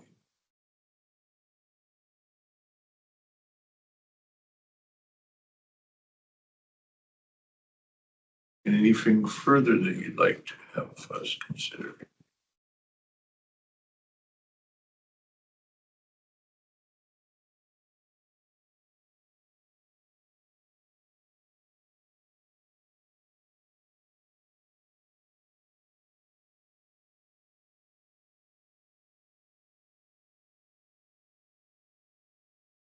Mr. Chairman, feel at this point that Mr. Nord has been heard from his perspective, and we would rest the petitioner's side of the case. I do have one question that came out within the last 90 seconds. You mentioned that you felt that you were being harassed by Mr. McCurdy's, Lieutenant McCurdy's behavior. Attorney, yes. I have trouble with words. Mr. M, all right. Did you at any point make that concern known to the HR or any of your other supervisory personnel? To my sergeants, yes. But it came down to do I go after him? Something such as the sword. But I just deal with it. Because I had Reported it to your supervisor, or to your immediate field supervisor, which would have been your sergeant. But at no time, and what we got this sworn in, but did HR hear of any of this? You're not made aware of it. Okay, I want to make sure that the playing field is as level as I can be in my brain. Right? Thank you. Thank you for a very well presented piece of work there. You did good work. Thank you, Mr. I Chairman. mean, I'll give you a gold star, but and be my bias. You have anything to say? I do. I have questions for Mr. Officer Nord. So you're familiar with the North Dakota Century Code and the ordinance regarding equipment requirements? yes. Okay. And you acknowledge reading both the city policy and the Bismarck Police Department policy when you were hired in August of 22, is that correct? Yes, And your signatures are on those pages, correct? they are. And one of those documents has said that you were going to read the policy within 1 week of being hired, is that correct? And so the city could rely on your reading of that policy and familiarity with it, is that correct? Okay, and that would include the outside employment policy, right? Okay. And on your application, I'm gonna ask you to turn to cities 39.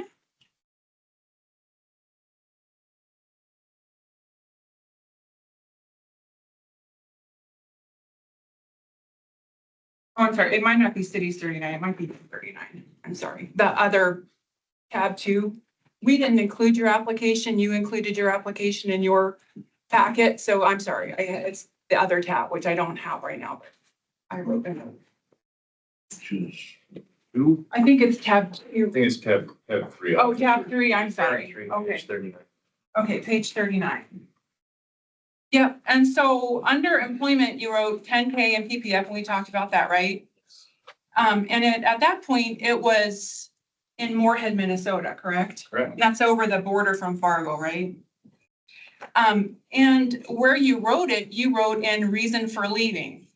You said currently own, operate part-time, reason for leaving, correct? Yes. Okay. Also in your application letter, if you look back, where was that?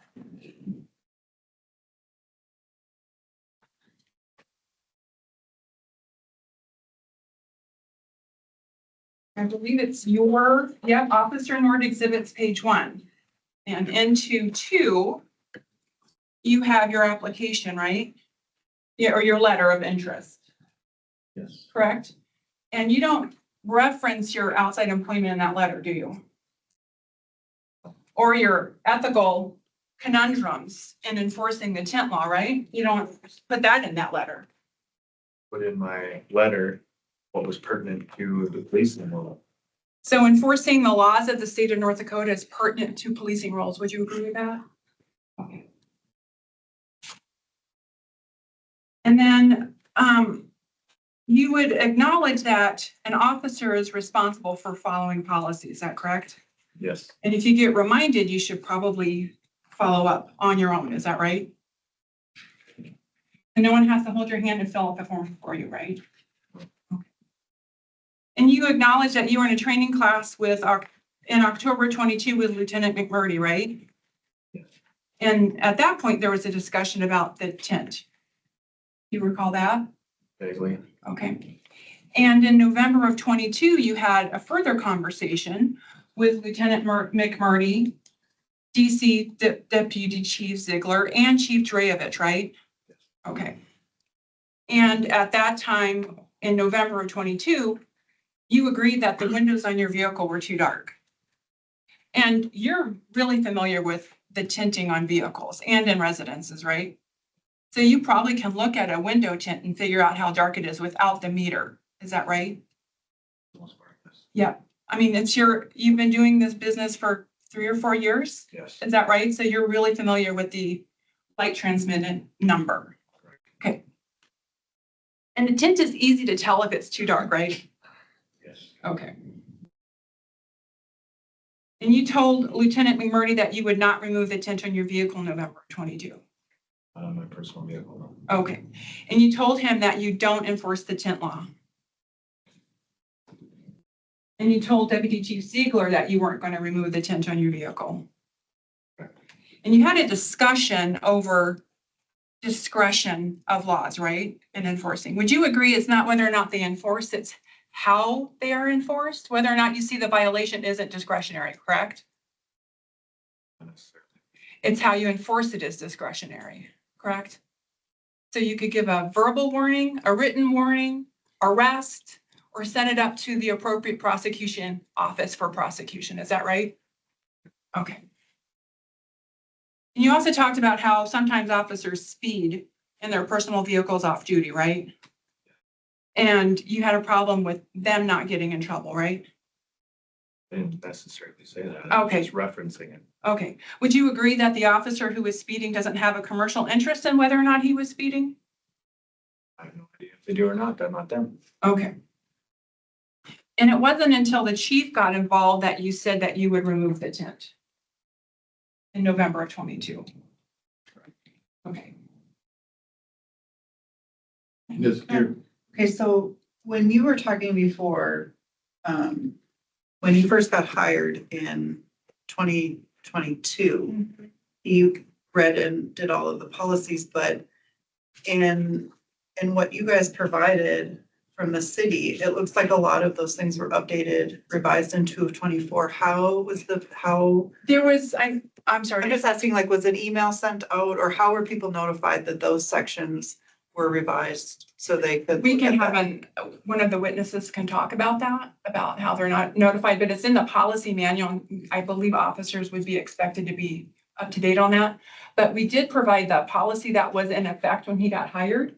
And then it was Right, I'm not- updated. I'm not disputing that. I'm Okay. just saying, so he read it in 2022 and like the expectation I have of our employees, when we update a policy or whatever, Mhm. we send out notification. It's up to them whether they read it or not. I'm just asking, was that done in February of 2024? Because it looks like a number of things were Or revised. added, yeah. Yeah. Yeah, and so and we can have I, other if, and it doesn't matter if it was verbally or however, just like Okay. we're employees notified that that had changed. And so Sure. they should probably Yeah. go Well, check and make sure it doesn't. I'm not certain, but I thought I saw something.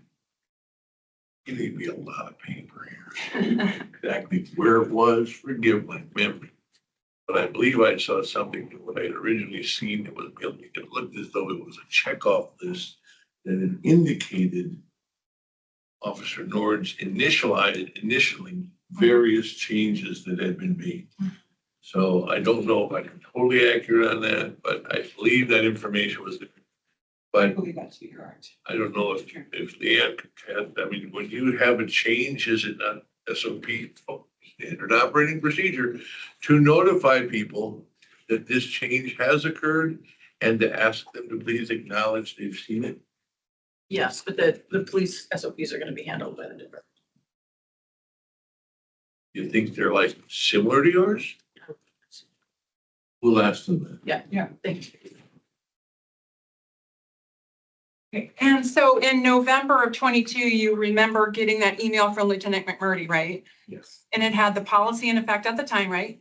And the 2 forms attached that you had to fill out. One for sure, yes. Okay. And so if you look at cities 23, it's gonna have the attachments in 24 and 25.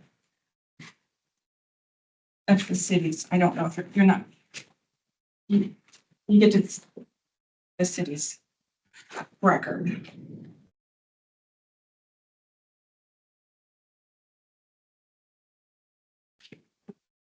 Okay.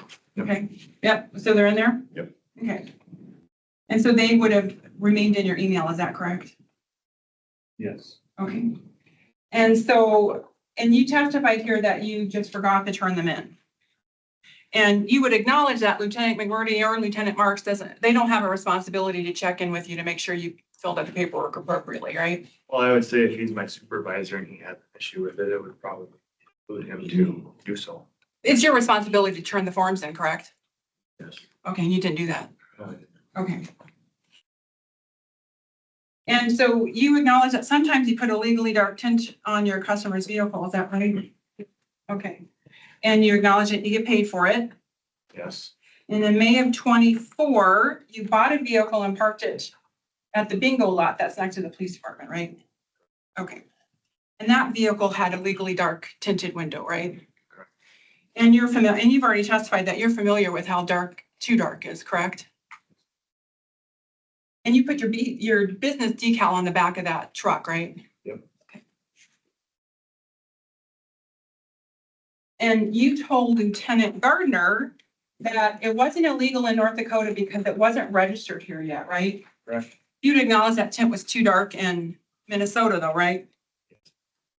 And you will agree that the Century Code, as provided in the packet, City 7, doesn't require the vehicle to be registered in North Dakota to have the tint enforced, right? It's to be registered or can only be enforced on the state that it's registered in. Where is that? It doesn't say that in the Century Code, right? You cannot enforce tint on a vehicle that is not registered in North Dakota. Unless it is, you can't enforce North Dakota tint on a non-registered North Dakota vehicle. Could you look at City 7 for a second, please?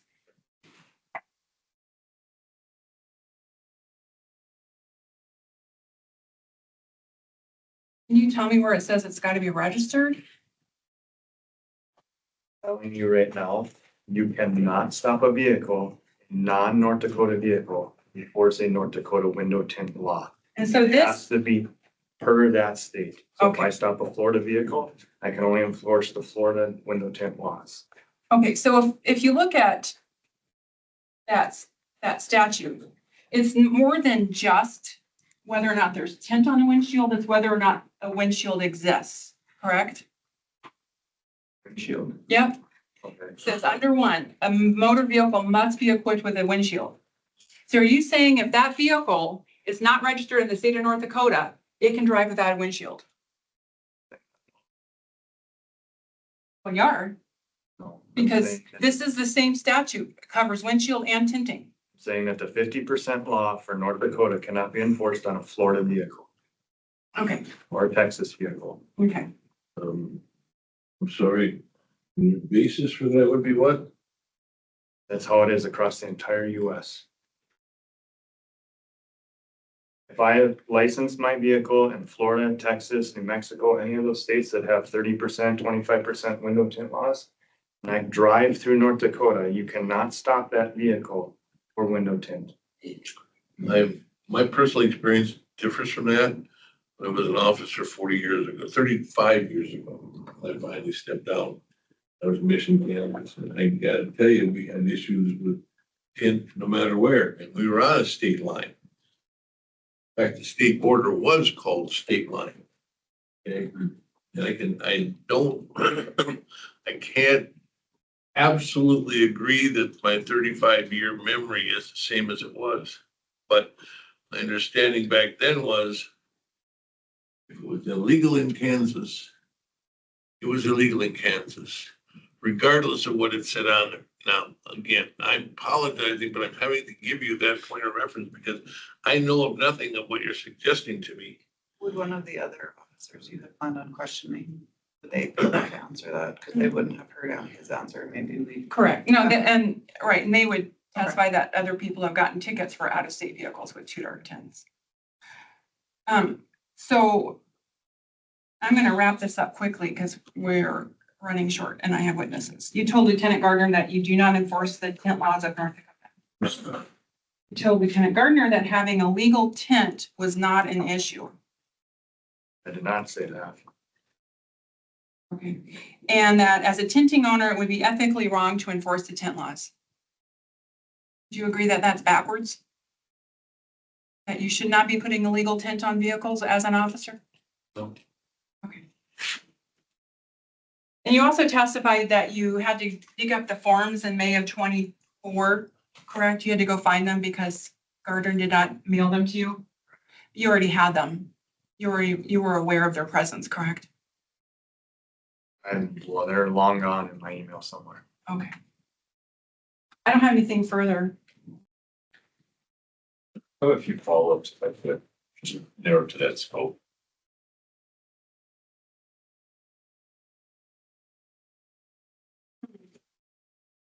Officer Nord, you got some cross-examination questions related to your conversation with Lieutenant McMurdy in November 2022. And during that time, it was your testimony that you had told him that you don't, as a matter of course, make traffic stops based on window tint, correct? At any time were you ordered to make traffic stops based on window tint? No. You had a similar conversation, you testified related to Lieutenant Gardner. Basically, same question. Were you ordered to make traffic stops based on window tint? No. At any time with the Bismarck Police Department, you've been directed to make those stops? No. Have you been told that that's outside of your discretion, that if you see it, you need to make the stop? No. Have you, did Lieutenant McMurdy tell you that if you see it, you need to make the stop, that that's part of your obligation? No. Did Lieutenant Gardner make that representation to you?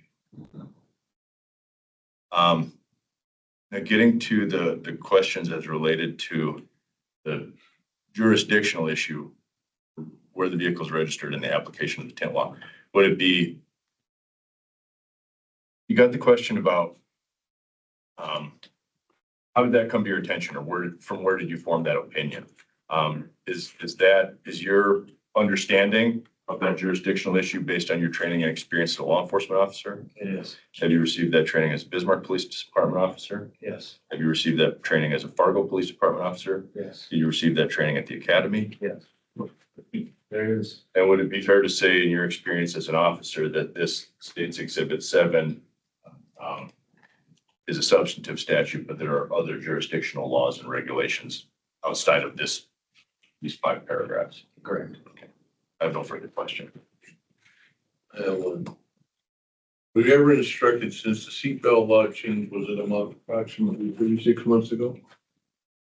Were you ever instructed by any of your supervisors that you should in fact, and now, enforce the seatbelt laws as a primary means of stopping? In other words, prior to that, it had to be a secondary issue. And then probably cause. Did any of them tell you you should enforce seatbelt laws? It was requested that we try and do so. Were you instructed? I mean, your attorney just asked you a very specific question about being instructed to follow the law.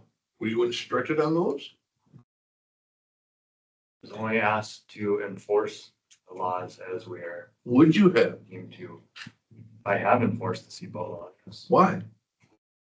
safety issue, It's a safety issue. yes. Safety issue of seatbelts is different than a safety issue of tinting of an officer approaching a vehicle with tinted windows. Officer approaching a vehicle with tinted windows, different than an officer approaching a panel van that has no windows. You just answered the question in my mind, presence of a window. Not any different. You would take the same approach, regardless. I'm just suggesting to you that the reference to your selective enforcement is a little bit, to me, I'm sorry, it's a little bit lacking in commitment along the lines. What laws would you otherwise also want to enforce? Or maybe not want to enforce? I enforce all the other laws. It's not that one, and I have discretion to do so. It's part of our job as law enforcement. We have discretion You to. have discretion over certain aspects of that, not the law itself.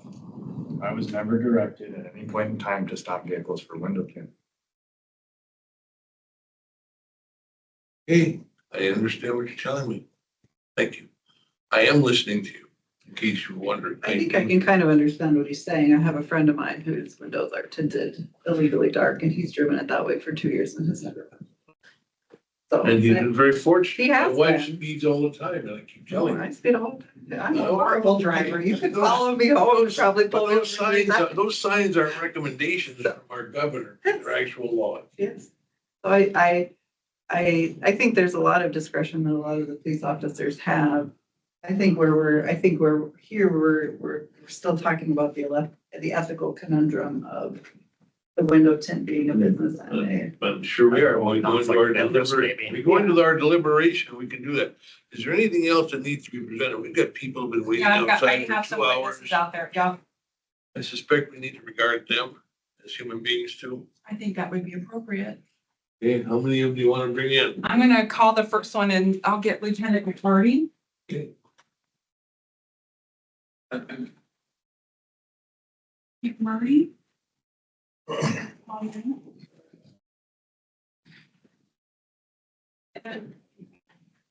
If you could, Good.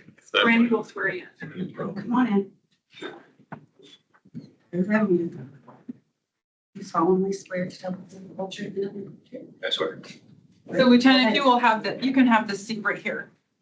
Alright. Okay. And so we've got 50 minutes, so I'm gonna have to, I talk really fast, Okay. okay? So I'm sorry. I'm gonna try to be loud, Good. but I do talk fast. I've gotten yelled at by court reporters in the past, so I'm gonna try to keep it short. Okay, so you're a lieutenant currently, right? I am, How long have you been with the police department? since March of 1996. Okay, and in October of 22, you were involved in training the new recruits, is that correct? That's correct. And that included former Officer Nord? Yes. And what were the topics that you covered? On that date, it was municipal ordinances. traffic and criminal. And does that include vehicle equipment? It does, Did that include instruction on window tint? yes, And does the Bismarck ordinance follow the North Dakota Century Code? correct, under 12-1401. Okay. And are you familiar with the Century Code window tint laws? How were you familiar with those? When I studied the equipment, the 3921 code extensively. The window tint specifically, I was involved with the amendment of it through the North Dakota State legislation back probably about 15 years ago. And actually wrote the current law on it. You wrote the law that's currently on the books, is that I correct? wrote the amendment to it, yes. Okay, so you're pretty familiar with it, right? Yeah, And are you familiar with tint in general and seeing if something's too dark or not dark enough or complaint or not complaint without a meter? yes, Okay.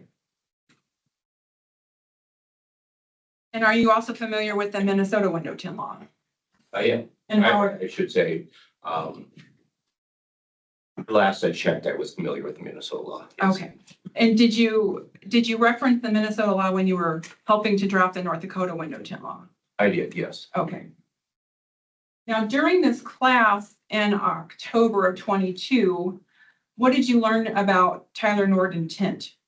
When I was instructing the class, Mr. Nord brought up the fact that he had tinted windows on his vehicle when he lived in Fargo.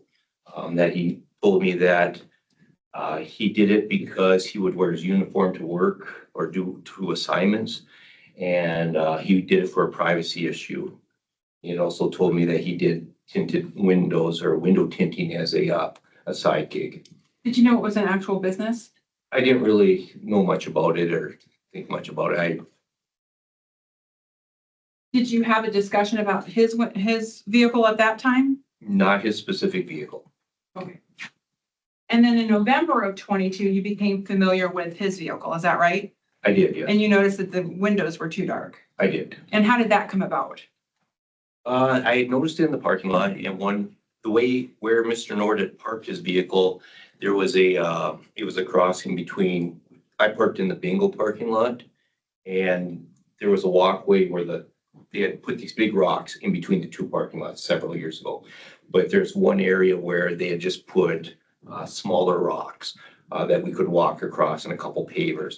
And where Mr. Nord parked his vehicle was near that area. So when I would walk from my vehicle to get to the PD building, I would walk by where his vehicle was at. Okay. And so that stood out to you, is that correct? It did. Okay. Okay, so you weren't targeting his vehicle? No, Okay, it just, because of your familiarity with tint, you saw it? yes, Okay. Did you have a discussion at that time with Officer Nord about his vehicle? later that morning I did. Okay, where did this initial conversation take place? I believe the initial conversation took place right up in the hallway outside the patrol officer area. Okay. And you talked about the tent, right? I did, Did you ask him to do anything about the tent? to remove it. And what was his response? So He said no. he said he's not going to remove it. Did he say anything about taking food out of the mouths of his kids? Some point during that day, he had made the comment, and I don't know if it was at that time or if it was in my office at a follow-up meeting.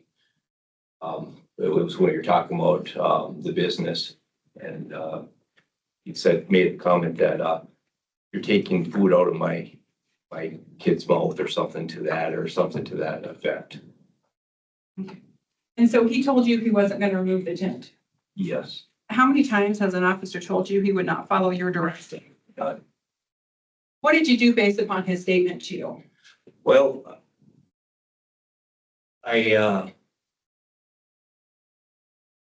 after the statement had happened, I went upstairs and I talked to Deputy Chief Ziegler. Okay. And what was the outcome of that conversation? The outcome was that Deputy Chief Ziegler agreed with me that tent needed to be removed. Okay, and what did Ziegler direct you to do? To go speak with him again and see if he would remove it. Did you do that? I did. So you spoke with Officer Nord at that time again? I did. I actually went downstairs. I went and talked to a sergeant. Officer Nord was on the street with his FTO, I believe. And the sergeant called them in and then we went into my office at that point. And what was the conversation like in your office at that point? It was pretty much a repeat of the whole, he said that, taken off. I believe that is the time that we actually spoke about that he had a business doing it. And that might have been when the comment was made. Cause I had asked him about filling in the, outside employment and, you know, I hadn't initially thought much about the business when we were in the training. And now it was kind of like, okay, this might be a bigger, I'm guessing that I didn't think much of it as in the gig, as a side job here and there when we were in training. He was explaining it. Now I was like, holy smokes, it sounds like he actually has a legitimate business dealing with this window tint. That was the impression I was getting in the office, in my office with that conversation. And that's when I had mentioned the outside employment form and getting permission to have that type of business. Because I'd even made mention that if he's illegally tinting windows for the public and allowing people to break the law, or providing that avenue for it, that the chief probably would not be in favor of that. And the chief is the one who decides whether or not outside employment would be approved. Is that correct? I'm not the expert on that. Okay, I we used have to him deal on with that, but I can't remember. Okay. And so at that point, did he tell you whether or not he was going to take the tint off his windows? He said he was not going to remove it. Did he say anything about enforcing tint laws at that meeting with you? He did. I made the conversation about why do you feel that you have the right to break the law? And he says, I don't enforce it. So it doesn't work that way. But because his rationale is because he didn't enforce that law, that he could continue to break that law. And so at that point, when he's telling you he's not going to take the tint off the vehicle, what was the next step?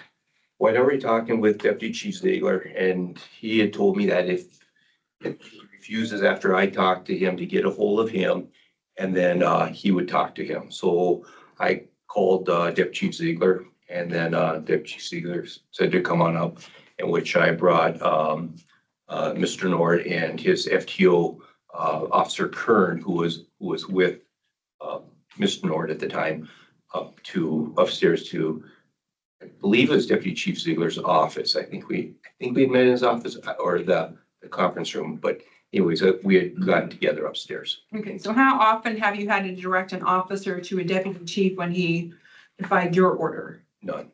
Okay. And were you present for Deputy Chief Ziegler's discussion with then Officer Nord? I was. Okay. And at that point, what did Officer Nord say about the tinting? He basically said the same thing. He told me, he said the same excuses, privacy deal.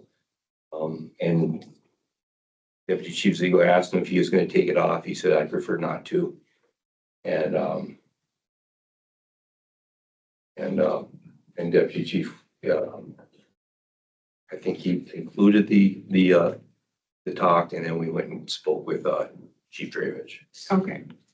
And so did you go,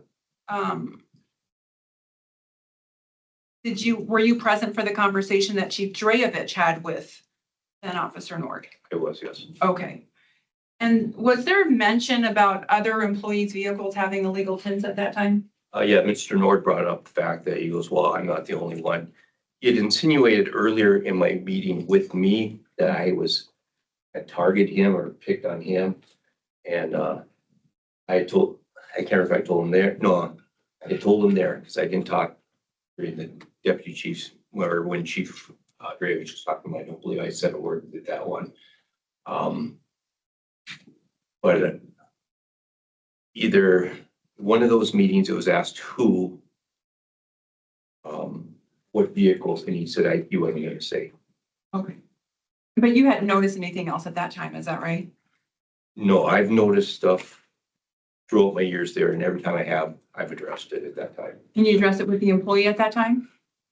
The employee, if I didn't know who it was, where they didn't work for me. See, Mr. Nord was under my command. That's why I addressed it with him. Okay, Their supervisors, I would relay either to my supervisor to lateral it or to the supervisor of the employee there. had there ever been a problem with another employee removing the tent once it was pointed out? No, Okay. And so you said you were present with the chief's meeting. So was Deputy Chief Ziegler there as well? I believe he was. And Officer Norden and his FTO? Yes. Okay. And at that point, what happened? He spoke with Chief Dravich, and I was just listening in on the conversation and basically told the same thing. And Chief Dravich told him that, and I can't remember the exact terminology or words used, but basically that was unacceptable. And if you want to continue to work here, that he would have that tent removed. Okay. He then directed, he told him by Friday, and then directed his field training officer, Kern, to follow up with him on whether or not the tent was taken care of. Okay. So after your interaction with then Officer Nord, you drafted a memo, is that right? I did. Okay. And you reviewed the memo prior to today? Yes. Okay. And it was written right after your interaction with Officer Nord? Yes, Okay. And you also sent an email to then Officer Nord, is that correct? that's true. And that email included the policy and the forms to fill out, is that right? Or the outside employment, yes. Okay. Did you hear anything else about Officer Nord's business after that? Nope. Okay, so you didn't receive forms back from him? No, those forms wouldn't have come to me. They would have been given to the chief and Lieutenant Marks. And you never followed up with him on those forms, is that right? No, I just assumed it was taken care of. Okay, so one and done? Yep. Okay. So let's go to May. That's a good question, quick. Yeah. Why wasn't he terminated in November of 2022 if this was so abnormal and out of character and out of line? That's not a decision I can make. That was during his probation period, right? I'm not sure exactly when. Right. That should have been, Correct. it should have been early enough on. that Yeah, it was 3 months. If this is. Our officers at will during probation. Yes. Okay. Anything else? No, we're good? Okay. So in May, did you notice other vehicles with dark tinted windows in the parking lot? Is that? In around the time of May, I started noticing vehicles in the parking lot that had tinted windows on them. And there's more than one. It was just kind of like creeping up, and I was like, probably over a 2-week period, I just noticed, man, we're getting vehicles with tinted windows again. And what did you do based upon those observations? So when this time when May, we have a camera system that we can see that I had access to prior to May. And so I could see who was having the vehicle. So that's how I was able to confirm that Mr. Nord had that vehicle there. Now, when May came along, May of 2024, we had switched our camera system, so I didn't have access to that because they required a licensing fee and I didn't need it. So I didn't have access. So I went and my initial plan was to put it on the Tuesday meeting, to talk to the commanders and all the executive staff about, hey, I've noticed these vehicles in the parking lot are getting tinted windows again. We need to address it with everyone. And for whatever reason, I know I couldn't make the Tuesday meeting, or the Tuesday meeting got canceled where we all get together. And I was going to put it on the next Tuesday meeting, and so there was a conflict where I could not make the meeting. So what I did was I contacted Deputy Chief Ziegler and I said, hey, this has been going on and I want to catch it before we have a whole parking lot full of people, just following suit. And asked him if he could address the issue for me at the meeting since I would not be there. So does it matter if the vehicle with the dark tint has been registered in North Dakota? As far as legality? Yeah. No. Okay. So an out-of-state license or a vehicle with out-of-state plates, if there's illegally dark tint on that vehicle, it can be ticketed here in North Dakota. Yes, Okay, and have you done so in the past? I have. Okay. I don't have any further questions. I got one follow-up. So you said your decision's not determined. What discretion do you have on discipline of any form? As far as being a Can lieutenant, you issue verbal reprimands, written reprimands, suspensions? What level do you have? so I have the authority as a lieutenant to go up to a written reprimand, I believe. I didn't take any sort of action because now the chief was involved with it, and I believe it was Deputy Chief Stuhlmeyer was the one that directed me to do the memo, which I did, and then sent to Mr. Nord's field service lieutenant. Do you know, because there's an email from you on May 21st where you talked to Amber about having too dark of tint and she was gonna have hers removed. Did she have it removed by the 24th? Amber had hers removed right away. I can't tell you what date it was, Okay. but when it came to that May time when I saw Mr. Nord's vehicle and the other ones, like I said, I didn't have access to the camera. And Deputy Chief Stuhlmeyer actually called me and said, hey, one of those is your people, who was Amber. Mhm. I said, oh, you gotta be kidding me. So I said, all right. So I immediately went into Amber's office, talked to her, said, hey, your vehicle's illegally tinted. You need to get that off. She goes, my son put it on there. I did not know. I'll get it taken care of right away. And I was gone the rest of the week, so I don't know when it was done, but next time I saw her vehicle, it was in compliance with the law. You know about the other two? No, I do not know.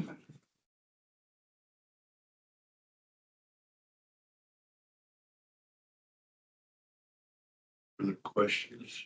If I may. Yes, you may. Lieutenant McMurray, so we've had a lot of testimony this morning, just for clarity of the record's sake, did you have any involvement in Officer Nord's hiring, his background check, his application process? No, sir. Okay. Did you ever have an opportunity to review the background investigation that was conducted before he was brought on to BPD? No, sir. Okay, so would it be fair to say that your involvement picked up then when he got into the FTO probationary program? Correct. He was assigned to me upon hire. And in that probationary FTO program, an individual gets quarterly performance evaluations, right? Yes, sir. Okay. And I'll walk through those, but were you his second level supervisor during that program? Yes, sir. Okay. Do you review and approve those performance evaluations? Yes, sir. Okay. And it would be fair to say that nowhere in those performance evaluations is any discussion of the window tint or the outside business or anything. Fair. I don't believe so. Now, and Officer Nord successfully completed the probationary program in the FTO. I'm assuming he did. Once he is done with the FTO program, I'm sorry, could you repeat that, man? Just, and I think the question's already kind of answered. I'm just kind of trying to Okay. come to your knowledge, did he successfully complete his probationary period? To my knowledge, I believe so. He would not have been under me at that point. And do you have does VPD run like a FTO board or some sort of board process when a person graduates out of that program and into regular patrol? Yes, Okay. And are you part of that board process?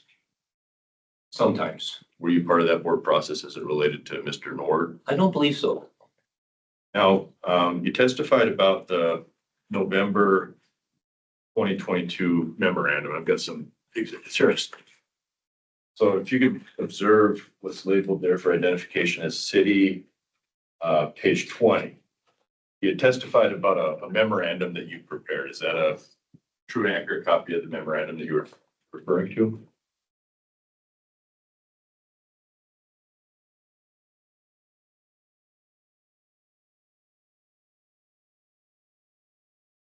Just scanning it, looks like it is, yes. Okay. Now, at that time, November 2022, you would have been Officer Nord's second level supervisor, correct? Yes, sir. Okay. And you also testified that you emailed him that same day with the outside employment forms. Yes, sir. Okay. You did not send him a copy of this memorandum, correct? No, sir. Okay. And I think you testified that you had emailed it to his gaining supervisor.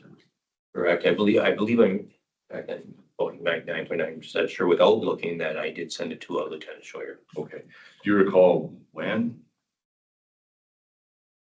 Without looking, no, but I've got If it. you could refer to the back section there, the bottom of the page is labeled Officer Nord Exhibit, page 66. It'll be further back in the packet. Mike. Can I give this to you, sir? Yeah, I'll take it. There you go. There we go. That's easier.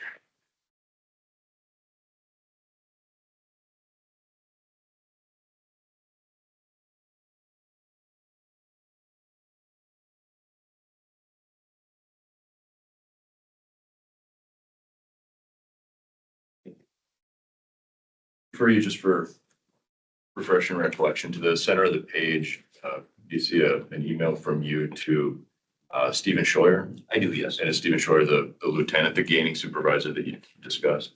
Yes. Okay, and when did you send that email? February 22nd, 7:15 a.m. Okay, of what year? 2023. Okay, so that would have been a year later, correct?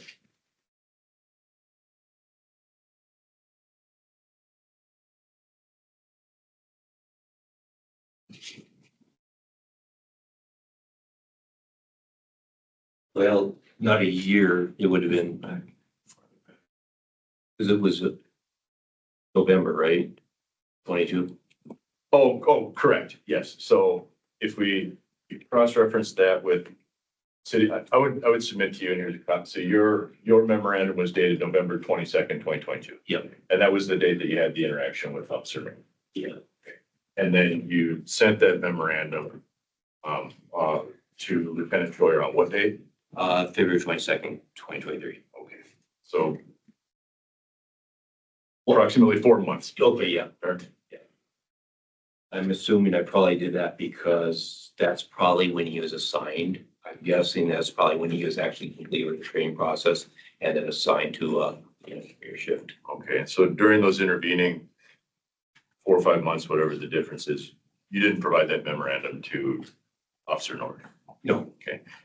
You didn't request that it be recorded in his official personnel file? No. To your knowledge, has that memorandum ever been provided to Officer Nord? I don't think so. Okay. And you testified earlier that you have disciplinary authority, it sounds like up to a letter of reprimand at your discretion. Yes. Fair. Okay. And you elected not to do any sort of progressive discipline with Officer Nord at that time in November 2022. No, I didn't. Okay. And the window tinting concerns that you've testified to generally with BPD officers in the park. Would it be fair to say that other supervisors don't enforce that? Some of them, well, I don't know whether they enforce it or not. I know and I'm not just talking the tint, but if I see any violations, I've seen numerous violations over the years. No for license plates, offender violations, that, I wouldn't say that, I can't say no others do. I seem to be one that usually brings it up though. Would it be fair to say that in your, as part of your performance evaluation, you submit a self-evaluation annually, right? Yes, And would it be fair to say that in 2023, you submitted a self-evaluation highlighting your performance throughout that performance year? yes, And would it be fair to say that in your self-evaluation, you identified Nord issues with tinted windows, accountability, addressed an issue with an officer not complying with state law, which other supervisors ignored? Yep. Now, you testified about taking May of this year. Okay, just time frame. okay, yeah, And so you testified that there was 4 questionable vehicles that you observed with tint that may or may not have been a problem. I'm sorry, what do you mean by problem? Above the state law compliance, in your estimation. Yeah, or vehicles that appeared illegal? Yes. Yes, yes. And so we talked, A little bit about one, Amber, and she's your evidence tech. What is Amber's last name, just for the record? Hano, Say again? Hano, Hano. And Amber is within you're in Amber's supervisory chain. I am, yes, And you testified, you addressed that issue with Amber. yes, She said she would get the tent fixed. yes. She did get the tent removed. But would it be fair to say you don't know when? Yeah, that'd be fair. But it was removed by the time you saw the vehicle next? Yes, sir. Yes. Okay. Now we had some question from the commission. There were two other vehicles. Okay, three other vehicles. One was Officer Nord, of those four. Yes. And then the two others were those identified as Officer Taylor Hedge and Officer Lane Burkhart. Your knowledge? Not to my knowledge. No, that's first I heard who those vehicles belong to. Okay. Right now. And would it be fair to say, we're kind of pressed for time, so I'm gonna go through all the emails, but you testified that you had emailed Chief Ziegler, Deputy Chief Ziegler, about your observation of vehicles in the parking lot that may be illegal tent.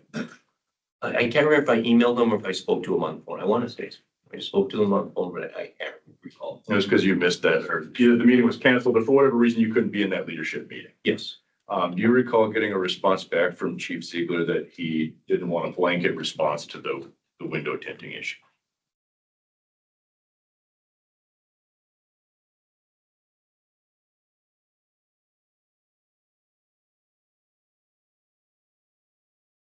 It sounds familiar, but I can't recall it actually happening. But And that's- that does kind of rings a bell. That's fair. Do you recall, although you hadn't identified Officer Hedge and Officers Burkhart's, those vehicles as belonging to them, do you recall identifying the license plates for the other vehicles and providing that? So how, I didn't provide any information to Deputy Ziegler. What had happened was, I think now that you're bringing that up, that's kind of ringing a bell about providing a blanket where he wanted to know which vehicles it was. And so him and I actually went out to the parking lot and walked around and looked at the vehicles. So that's how the vehicles were identified. Okay, but Lieutenant McBurdy, maybe just to refresh your recollection, and Sure. you was labeled for identification as Officer Norton's page 55. Okay. You review that and see if that maybe refreshes your memory. I think there's a, Can I look at the yeah, fire thing? 54 might. Yeah, that might. Oh, yeah, yep, that sure does. Yep, Okay, could you review that and then, okay.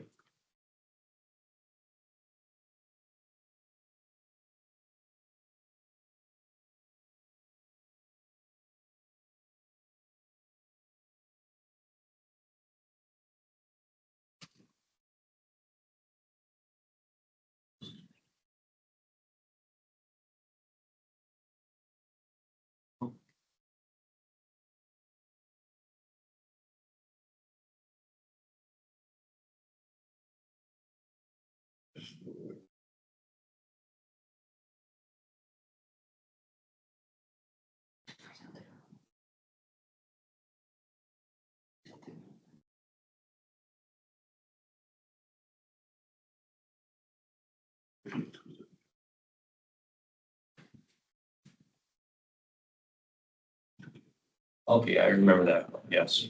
okay, so I'll ask you again. Maybe I'm not framing the question well. I guess my question generally is, so after you observed these four vehicles, how did you or the PPD identify who the vehicles belong to? I don't know how the ones that we identified out there, I don't know how they determined who owned them. If they, I know I wasn't able to identify the owner, so, and I wasn't with them when they identified them. So that's fair, I guess. And so here's the question. Do you know whether Amber, Officer Hedge, or Officer Burkhart have been disciplined in any way related to the tint on their vehicles? I can only speak of Amber, and no, she was not disciplined at all. Was it not upon your presentation to her of the concern that she immediately took action on it? Was that be why there would be no record or your recollection of any, any kind of process after the fact? That's exactly correct. I've done this so many times over the years on any sort of. You say to an employee, this doesn't look right. Can you take care of it? Oh, yeah. Sorry, I missed that. It's done. Usually it's in the training. People say, oh, I didn't know this, and it's done. And I've never had to follow through with it before. I apologize for that kind of interruption, but I don't apologize for the fact that we have about 17 minutes to go and we have some other witnesses. I don't know if there are additional questions that you might have for them that you need to follow up on here, but I can extend the time here, but I need to have an idea of what kind of an extension I'm going to be doing because this is now taking on a life of its own. I guess I would just have one more question for Lieutenant McMurdy, and I don't. Sure. One of the witnesses that you might. No, I understand. I just wanted to give, again, I really want to make sure that people go, well, we heard it from all sides. I think to be safe, we might want to extend it to one. Yeah. That will give you enough time to get through your witnesses and give us time to chat. I mean, if we get done sooner, we get done I sooner. just began on her way out to take care of both of those issues, my hydration and her, and our extension. So we have the room, we will not be evicted, although I'm sure we have some officers who might protect us if that happens. So, last question, Lieutenant McMurdy. Does the Bismarck Police Department have a sheet that contains every state's, a summary of each state's laws regarding, window tint ratings and so forth? Some officers do. It's not something that's handed out to every officer though. Do you know who prepared that? A specific sheet, no, the one I had was actually from a vehicle tint company that we would get those every once in a while. And then we would tear it off and have the ordinance on. I haven't printed them off the internet before. You gotta just stay on top of it when you're doing that. But I haven't been on patrol for, where I've actually been involved with that since I became a lieutenant in 2006, I believe. So, 18 years since I was actually out enforcing those. So can I ask a follow-up to that? So why would it be necessary for an officer to have that if they're only enforcing North Dakota law and it doesn't matter with any other states? Why would it be important for them to know what other states have? So a lot of people, how I would enforce my laws for out-of-state people, like say I saw a car come from Virginia. If the tint law in Virginia, say it allowed 35% license, whereas North Dakota was 50%. My discretion was I did not want to peg them if they're just traveling through the area. So I met with the city attorney and asked him how he wanted to address out-of-state vehicles. And at that time was Mr. Paul Frazee. And what he had said was that if they're spending extended amount of time on there, make them comply with our law as far as enforcing law. But if they're just passing through, as long as they're in compliance with their own state laws, then we wouldn't issue a type citation. The majority of the time though, what would happen is like, it would be a Virginia plate, and I'm making this up. So I do not know what the tint law in Virginia is off the top of my head, but say it was 35%. Generally, they would be well under their legal limit, and then we would write them under our North Dakota law, but I would always write on the citation. I'm old fashioned, I write, I don't have to, anything to do. I would write, did operate a motor vehicle, in violation of 12-1401, tinted windows, violation of North Dakota law and Virginia. I would write what Virginia's law was, with a light transmit reading of like 20%. And so we would use that as a reference point on the out-of-state vehicles. Like, you didn't necessarily need to, but it was how I did it. Now, Lieutenant McMurdy, you're familiar with the patrol office at the BPD, fair? Yes. And you're familiar with the traffic office? Yes. Okay, and this spreadsheet is posted in both the patrol office and the traffic office, correct? I have not seen it, so if there's one, I did not know, or I do not know. A spreadsheet on like the tinted, Yeah, on the different states, the spreadsheet that you're talking about. Do you know whether it's posted in the patrol and traffic offices? I do not know of any spreadsheet posted anywhere on tinted laws. I have no further question. I just have a follow-up. So I just want to make clear that in November of 22, you had a conversation with then Officer Nord about the tent. Yes, And then that went up to DC Ziegler and then the chief. Is that right? Yeah. And so at that point, you didn't feel it necessary to do any further reprimand or discipline. Is that right? no, I mean, I wasn't happy with how it went. But I thought the issue was taken care of. I thought it was a done deal. I figured it was just one of those deals and put it behind us. I knew Mr. Nord and, I'd work out with him every once in a while. I was just kind of surprised at how he acted towards me on it. But, I don't want to get emotions involved. And then other people, when I talked to them, they had it taken care of. It was a done deal. Nothing was ever written up on them. That was how I was treating it this time. I've got nothing else. So with these other 4 vehicles that possibly have window tinting, have any of them been actually measured and tested? As far as the other ones, I'm sorry, sir. Are we going on any, like, has there ever been proof that they're actually legal other than, hey, I look at it? In my opinion, they're too, has there ever been any documented proof? I don't know if anyone's taken a meter over any of them or not. I can't testify to that at all. Just for inquiring minds, Sure. was your vet under? You know what? I haven't driven it yet since. I don't know. I do not know. Has nothing to do with this. I just thought, honestly. Yeah, I tell you what, though, if it is, it would be off, or it will be off. It is, but I don't think it is. I got me quite a bit of money to get it put at that level, or what they said it was. So Okay, moving to the next level, we have tentatively allowed for an additional hour in this process. We are not obligated to spend that time. Nope, I think we're done with Lieutenant McMurray, so with everyone's permission, I'm gonna ask that he be excused, and then I'll call the next witness. Thank you, Lieutenant. He's welcome to stay. He's already given his testimony. He's welcome to stay if you like. Yeah, or you can stay if you want to. okay. But can I pause for just a minute, run to the bathroom? Right? Oh, we need another bio break. I had a coffee and 40 ounces of water. Right? My safety guys would not be impressed. Who gets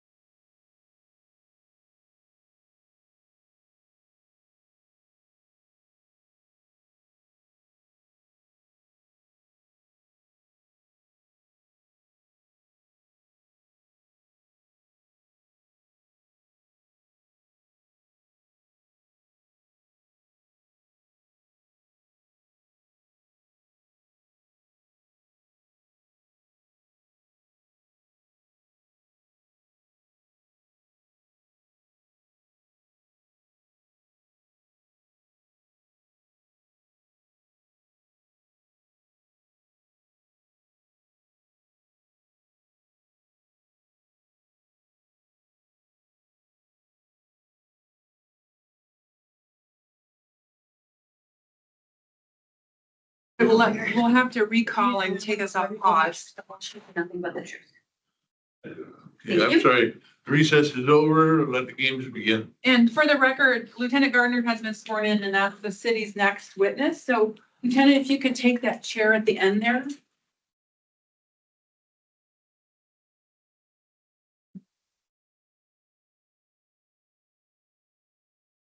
Oh. Lieutenant, how long have you been with the Bismarck Police Department? A little over 18 years. Okay, and your current duties are what? Local patrol commander. And so in May of 2024, were you then Officer Nord's supervisor? Yes. So he had a sergeant and then you, is that correct? Right. Okay.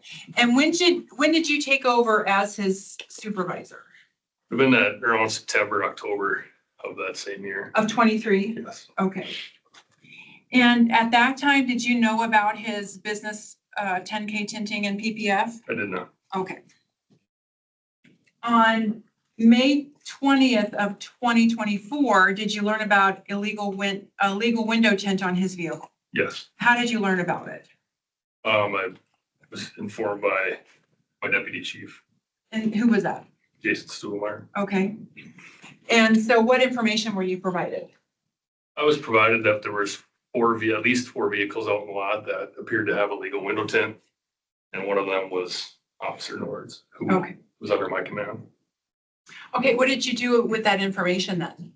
I called Officer Nord and requested that he be compliance with North Dakota Century Code with this tint on his vehicle.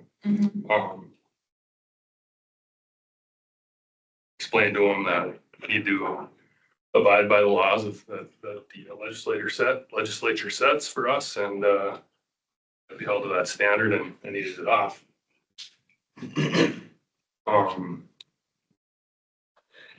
Through conversation, I was informed that it would get taken care of when he had time, and that's when I learned that he had outside employment. How did you learn he had the outside employment? He told me between work at the police department and work at his other job, he would try to find time to get the tint taken off. Okay. He also talked about it was bought in Minnesota and it wasn't registered yet in North Dakota and that kind of thing. So with it not being registered here, did that mean that the tint didn't matter under North Dakota law? Was that a bad question? Should I re-ask that? I mean, I'm sorry. It's been a long morning. Okay, so the vehicle was at that point registered in Minnesota. And he brought it here to be driven as his personal vehicle. Is that right? that's my understanding. Okay, and so that vehicle was, to your knowledge, was not in compliance with North Dakota law. Correct. Did you have a discussion about that status? Yes. And what was the tenor of that discussion, or what was said? About Whether or not it was on this civil? phone call, I just said it, you work here, let's get this in compliance. Okay. Did you request a date and time for the removal? So I really never got a date and time on that phone call, so I sent him an email requesting that it be taken off the next time he works, or next time he drives that vehicle. Okay, so this was in May of 24, correct? And you had taken over his supervision in September. And in February, there was new policies put out, is that correct? Regarding the SOGs, you recall that? Get policy revamps a lot, so. And then how are they, Tell you exactly. okay, how are they provided to command staff, officers, employees? Yeah, they're sent via email. We get a sign off sheet and officers sign off on that sign off sheet, which I then return to our accreditation department. Okay. And so after that conversation with then Officer Nord, what did you do? So the phone cut. So then I sent him an email requesting that the it be taken off the next time he drives that vehicle. I didn't get a response back. Why did you send the email after you had the phone call with him? Because I wasn't satisfied that with the response of I will take it off when I have time. Okay, I wanted to set in stone on when that needed to be accomplished. and for the record, that's cities 53. And if you look in this, there's this handy binder. And City 50. city 53, yes, thank you.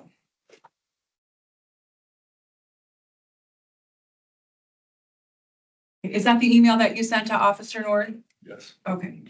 And you required him to remove the tent, is that right? Yes, I don't want the tent removed by the next time you drive your vehicle to work. Okay.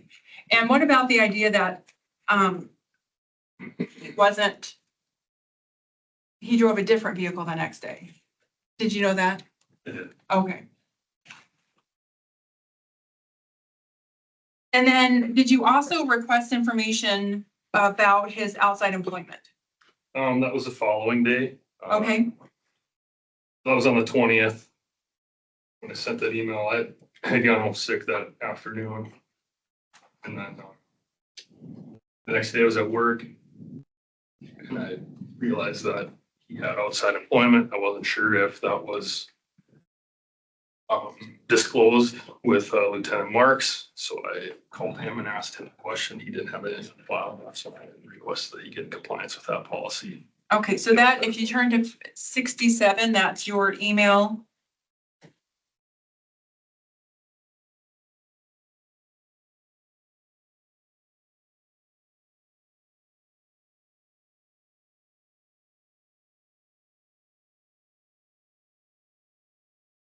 Is that the email that you sent? Yep. Okay. And did you get the forms from him? I did. Okay, when did you get those forms? The same day. Okay, and what did you talk about when he handed those forms into you? We just talked about the reasoning why we need to be, as officers, in compliance with North Dakota Century Code. Well, can you explain why officers need to be in compliance with the Century Code? Well, because we're out there enforcing the laws and we need to help hold ourselves to the standards that we're holding to the public on traffic stops, laws and that nature. What was his reaction to that? Well, I was informed that he owned this window tinting business and it would be unethical for him to enforce the tint laws because of the fact that he owns this business. I guess my response to that was I felt that it would be unethical for him to also tint vehicles outside of compliance with the North Dakota Century Code. And what did he say when you pointed that out to him? That it was their decision to pay the money to have that window tint, so it wasn't his responsibility to make sure that was in compliance. Okay. And what did you tell him after or at the end of that meeting? That we need to be in compliance with the law. And I wanted it done next time he drove the vehicle to work. And pretty much the last thing he said was, I'm just gonna find a different place to park. And what did you take that to mean? That he wasn't gonna become in compliance with the North Dakota Century Code. That he was not going to? That he was not going to. Okay. Did he talk about officers speeding while they're driving their personal vehicle? Do you recall that part of the Yeah. conversation? What happened with that? Well, I guess not a lot. He just explained that there's officers with expired registration, that officers speed. And I guess my mentality was that, well, the difference between that is that you're paying money to get your vehicle outside of compliance with North Dakota Century Code. And speeding is just, in my opinion, different. Okay. And so if you had seen a vehicle on an officer's car that had expired tags, would you address that issue with the officer? Yeah. Okay. And then you subsequently wrote a memo to Stugelmeyer, is that correct? Yes. Okay, if you could look at cities 54. Sure, how, you said you see it differently as speeding versus a window tint. You see laws differently, right? You personally, you see that there's maybe a importance difference or something different in law, is that correct? No, I wouldn't say that. What I would say is that you're paying money to somebody to make it outside the law. When you speed, you could be going down a hill, you know what I'm saying? You could be going downhill, or you could be just in a hurry to get somewhere, which would be then intentionally violating law, but We'd be intentionally paying to get breaking law on the window would be the same thing, Right. right? There's no difference between the infraction is an infraction, correct? correct. Circumstance, that would Yeah, circumstance. Circumstance. I have a question. And it is completely unrelated, so you can tell me to leave it. But on the city page 69, so on those, that's where we're talking about, like, were they notified in February of 24 of the update to the policy?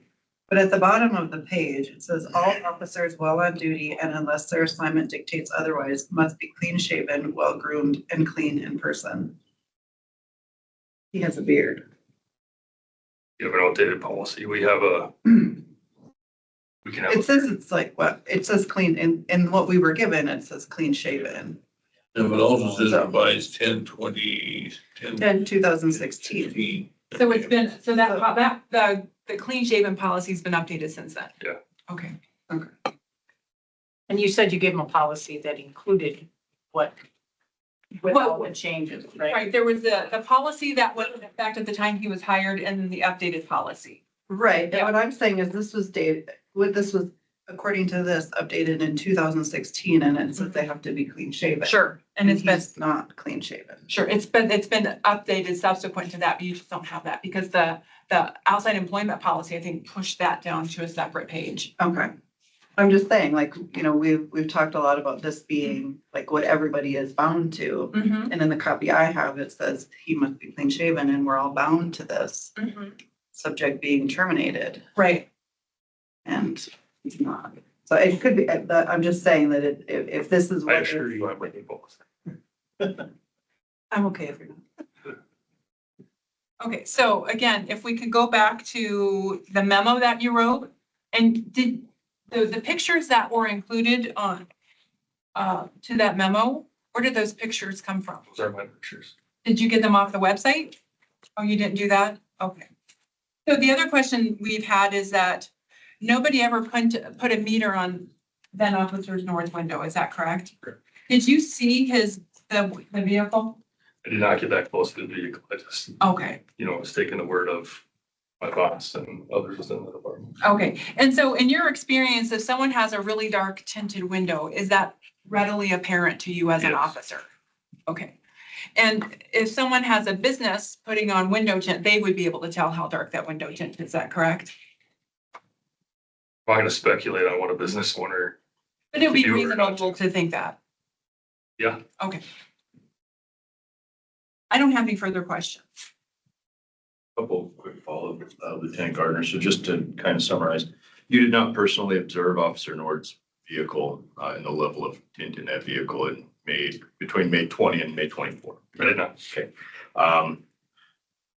You didn't test his vehicle and you're unaware of any testing having been conducted to determine what the level of passability of that tint was, correct? Correct. Okay.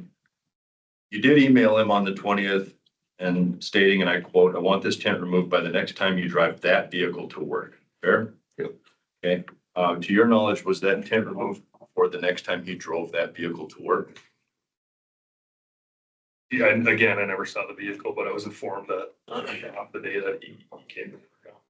It was a Friday. Do you have any reason to believe that he drove that vehicle to work between the 20th and that Friday, the 24th, after receiving your email with the tint on it? I do not. I had some testimony earlier today about a spreadsheet or a summary that the BPD maintains, outlining the regulations for out-of-state window tint, right? So I may say like Virginia's regulation, 30%, Minnesota, Okay. whatever. Are you familiar with that spreadsheet? Some summary of that information? There could be, but I don't know that I've ever seen it.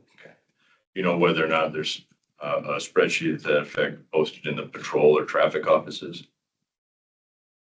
Sorry, I can't. I'm not sure. Now you testified a little bit, and I think this is one of the, you know, your testimony was, I felt it was unethical, related to the business and so forth. Are BPD officers at any level required to make financial disclosures? Can I, hold on. Are we still recording? So, Okay, because I'm sorry to interrupt. I just saw it where it said recording is stopped, and I just want to make sure that we are, It says recording has started over. I just checked, I saw that too. okay, I started the recording and it is showing it is still recording at 3 hours, 20 minutes, 39, 40. okay, so we're still going. Okay, Recording. I don't have Teams up, so I just want to make sure when I saw that on the screen. Okay, I'm sorry to Thank you, interrupt. Thank you. Let me reframe the question. Are officers required to disclose business interests they may have in terms of ownership of a business?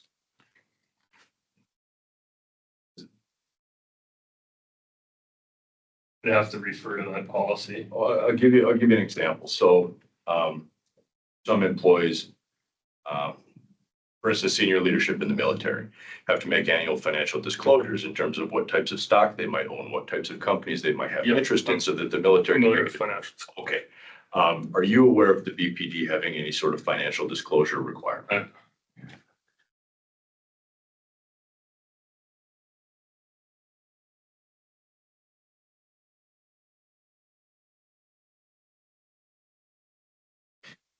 And on your request on May 21st, Officer Nord provided the outside employment form and the personnel action request form. Yeah. Okay. And what did you do with those forms? You to my supervisor. Okay. Chief Stuhlmeyer. Okay, Deputy Chief Stuhlmeyer. Okay, and did you make any annotation on those forms? I have to sign part of the input form. Did you make any recommendation as far as whether or not it should be approved or denied? I don't remember. Did you make any recommendation verbally? Have you made any recommendation as far as what the department should do with those forms? Can I look at the form, see what I wrote? Yeah. I guess I would submit to you, the answer to that question is not on the face of the form.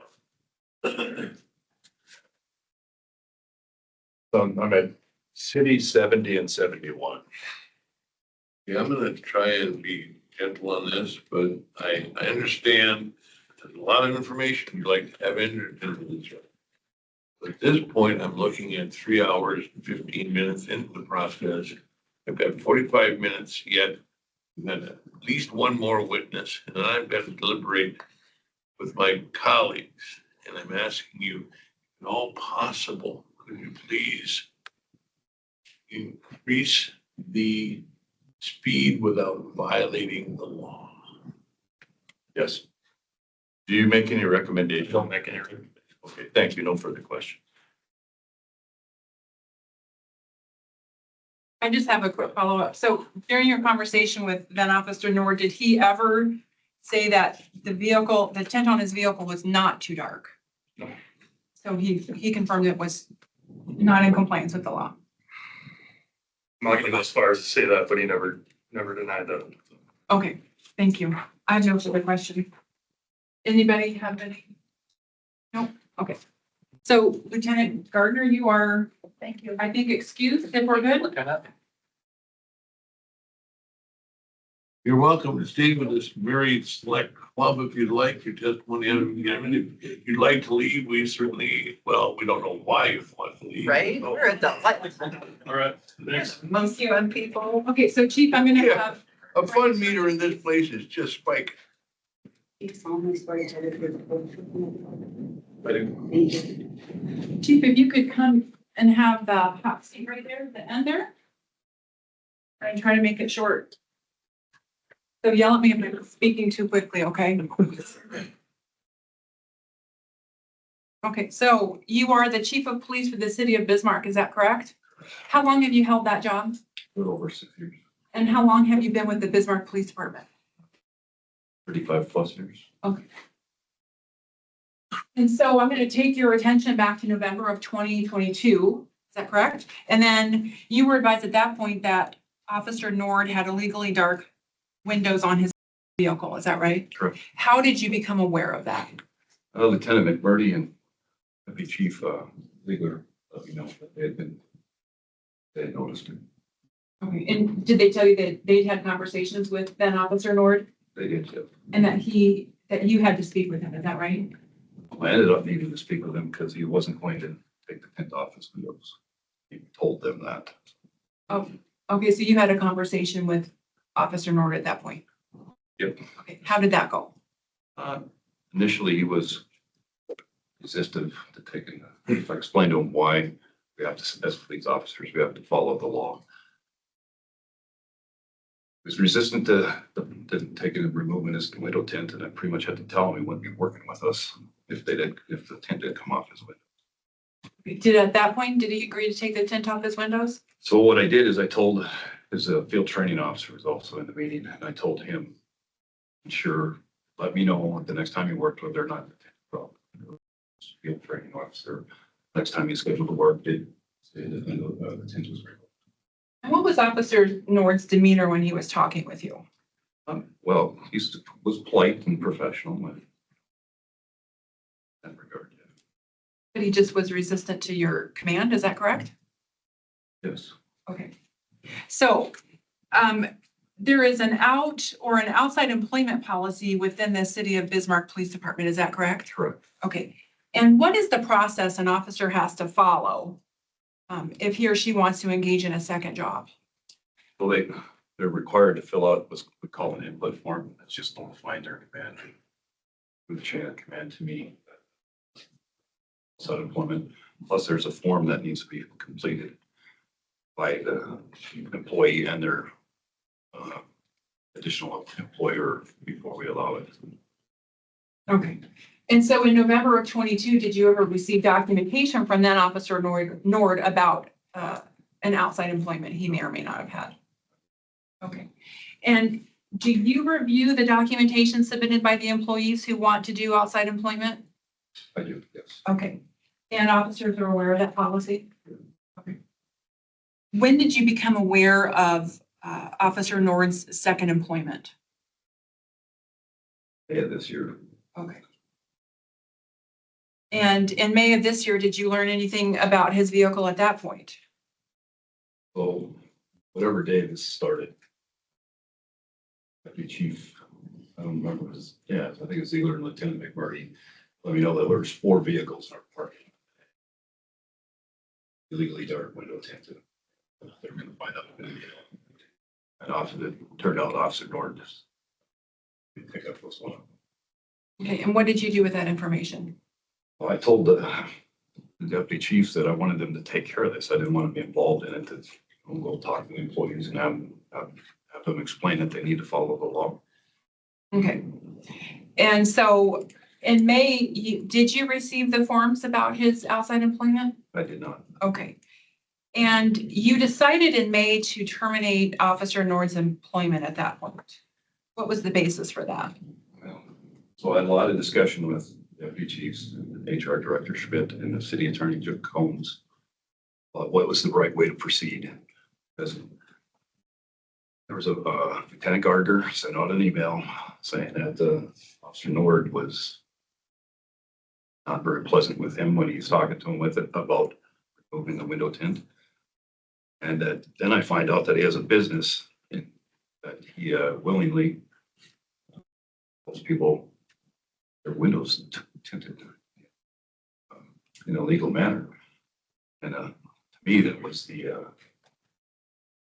I can't defend that. If the citizens found out that we have a police officer that's willingly helping people break the law, I can't defend that. And it would, to me, would ruin our relationship, because we have a great relationship with the citizen. Well, that's the main thing there that I was very concerned about. Okay, and so this issue had popped up in November of 22 and you had to get involved. And he was a probationary employee at that point, right? Correct. How come he decided not to terminate his employment at that point? He did what I asked him to do, as far as I know. As soon as that was done, I didn't think about it anymore. I considered the matter closed, so I just assumed that he would continue to follow the law. I've got nothing further, thank you. Chief, are you involved in the hiring process? Limited. Okay. Were you involved in the hiring of Officer Nord? So I would have approved it. I didn't interview him or anything like that. Okay. As part of that approval, do you review the Bismarck Police Department's background investigation of a potential officer? Generally, no. I just get briefed whether or not there's any issues. Okay. And were you briefed as to any issues? I don't recall any, no. Okay. And I submit to you that the outside employment was disclosed and that it was specifically looked at in the background investigation that the BPD conducted.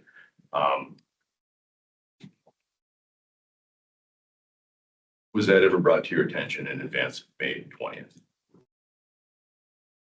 Do you dispute that those things were identified in the background check before he was hired? I wouldn't know. I didn't read it.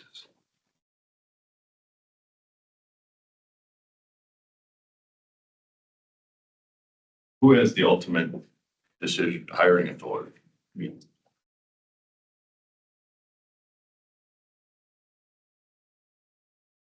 I think it was your testimony that after the November 22nd, 2022 discussion, that Officer Kern, the FTO, did follow up with you and confirm that Officer Nord had removed the tent as instructed. Correct. He testified about 4 vehicles with tent in May 20th of this year. And one of those was Officer Nord. Okay. Do you know who the other 3 were?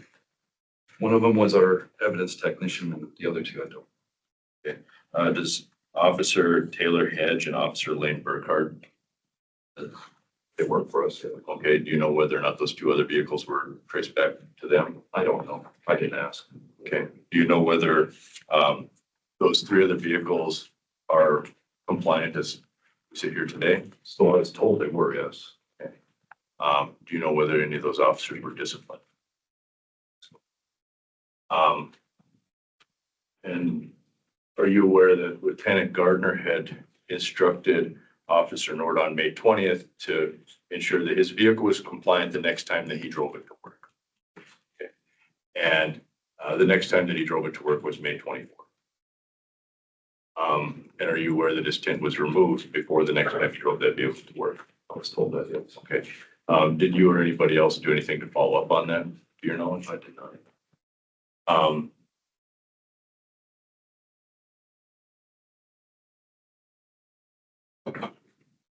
So would it be fair to say that at the time that you presented the termination letter, you didn't know whether or not he had complied with Lieutenant Gardner's direction? Yeah, that's something that didn't matter to me, whether it was off or not. Okay. Have you ever terminated another BPD officer for window tint violation? No. Okay. Have you ever terminated another BPD officer for an outside employment issue?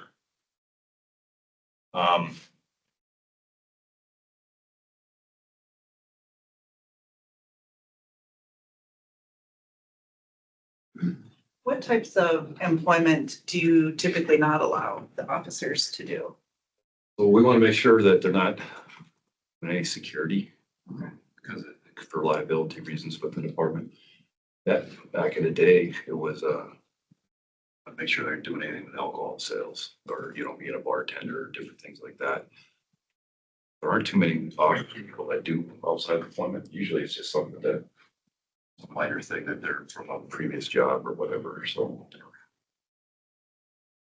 And so you mentioned alcohol sales. So why, in your estimation, Chief, would authorizing a BPD employee to engage in alcohol sales off duty be problematic?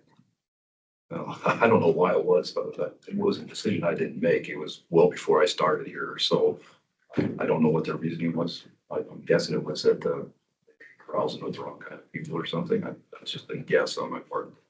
And so there's I think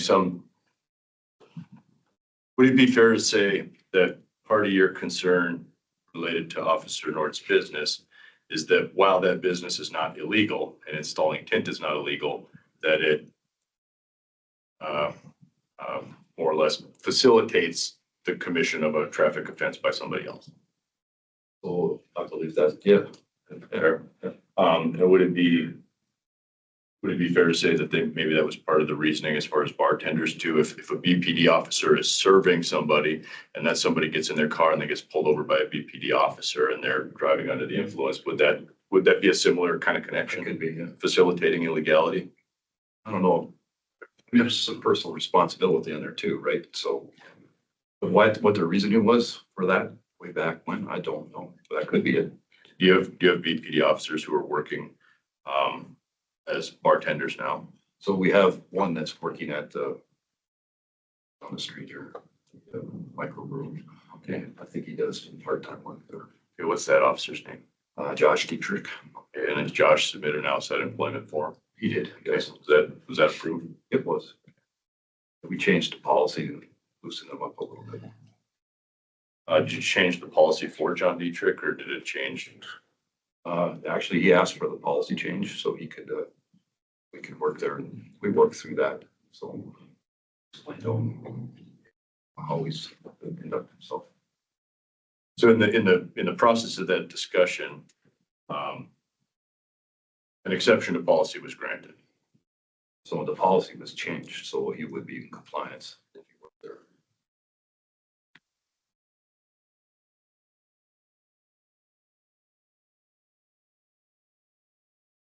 Is that the 224 update or?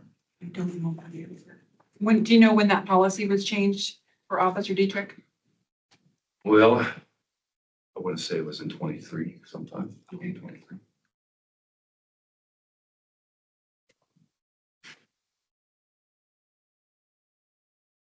Now would it be fair to say that the letter of termination to Officer Nord essentially alleges two issues?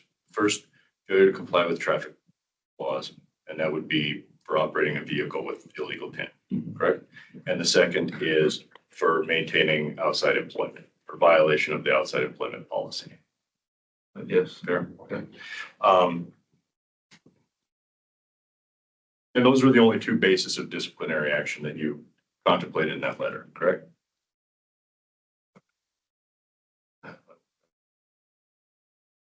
Those are the main issues right there.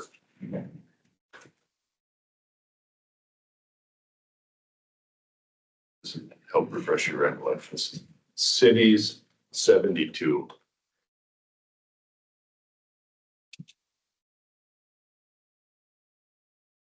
So it'd be all of these policies that were what I considered when I made the decision.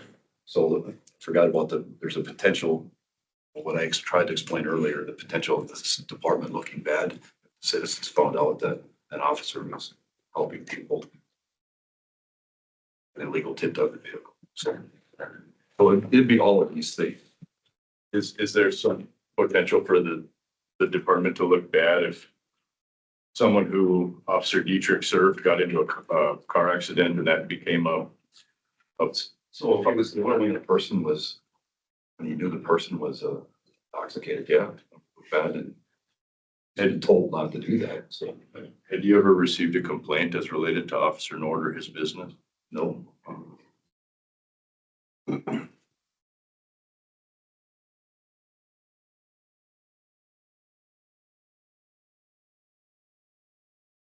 Do you require your officers to make any kind of financial disclosures or disclose business interests, business ownership that they might have? The thing is, if they'd be working at the business, or if they're investing in something, no. Suppose someone was investing in marijuana distribution, off-site gambling, something like that. Would they be required to disclose that to you? No. Would those potentially create concerns for the department? So I look at that whole different. They're investing their money, trying to make money. If it's legal, I wouldn't have a problem with it. Would it be fair to say that installing window tint on vehicles in the state of North Dakota is a legal economic activity? It is legal, sure. So there's nothing inherently illegal about his outside employment under the law in the state of North Dakota? No, I have no problem with it. Now, would it be fair to say that no progressive discipline was conducted in this matter prior to the termination? Well, I get, it depends on how you look at that. I mean, was he formally disciplined the first time? No. But, when he refuses to listen to all the way up to the deputy chiefs, I have to get involved. I consider that a disciplinary issue. Would it be fair to say that he had been notified or letter of concern, reprimand, anything of that nature? No, he wasn't issued one then, no. He had an opportunity to review his performance evaluation, Every year that I read everybody's every year. Yes. and there was no indication in his performance evaluations of concerns related to From what I recall, the supervisor was very happy with his performance. And do you recall, in his most recent performance evaluation being rated as a tier 1 and receiving a salary advancement as a result of his positive performance? I don't remember exactly where he was, but I'm sure if you say he was, I believe you.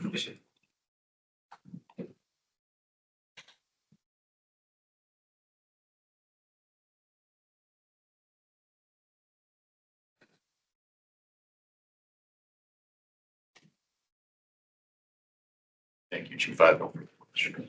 I do have a very quick follow-up. I'll be done quick. So if the second employment predates the employment with the Billings, Bismarck Police Department, the employee officer here would still have to follow the outside employment policy. Is that correct? I kind of missed the first. Okay, I'm sorry. Yeah. So if an officer had employment, outside employment that predated the employment with Bismarck PD, they would still have to follow the policy. Yes. Okay. And if you had been provided the forms for then Officer Nord's outside employment business, you don't have any reason at this point to say that you would have declined it. Would you have noted anything on the application? So I didn't know about it then, but I was thinking about this, and I would note on there that he had make sure the tinting that he applied is legal. Follow up, in regards to Officer Dietrich's, do you note on his outside employment that he cannot serve somebody who's legally intoxicated? I don't know that because that's the law. But you can't, so I'm just questioning why the difference in this case, why you would note it for his an illegal business when you're denoting it for somebody else serving alcohol. Well, I'm sorry, I missed what you're saying. Well, he said he wouldn't note on Officer Dietrich's for outside employment serving alcohol that he can't serve somebody who's legally intoxicated, but he would note that on somebody else's outside employment that he couldn't put on illegal window tinting. so thinking, I would just question that, why you would do that. I think that's an assumption. I don't know that you would note it, would you? so I don't know. I was just thinking about it. I would think I would do that. I don't know if I would have or not. So Yeah. I didn't have the opportunity. But if you got the form after your discussion with him in November of 22, you would have known that he'd had illegal tint on his windows, He had it on his personal card. on his personal card, right? Okay. I have nothing further. I have a question. So in November of 2022, when it seems like there was a much more escalation to the process, it went all the way up to you and there was a conversation and the tint was removed. Why did we move so quickly from May 20th to May 24th to termination? Because he's doing the same things again. And I learned that he had a business where he's willingly, I'm just worried about the reputation of the Bismarck Police Department. You know how things are nowadays. People can't wait to latch on to something and try and destroy a department's reputation. And that's what I'm really concerned about.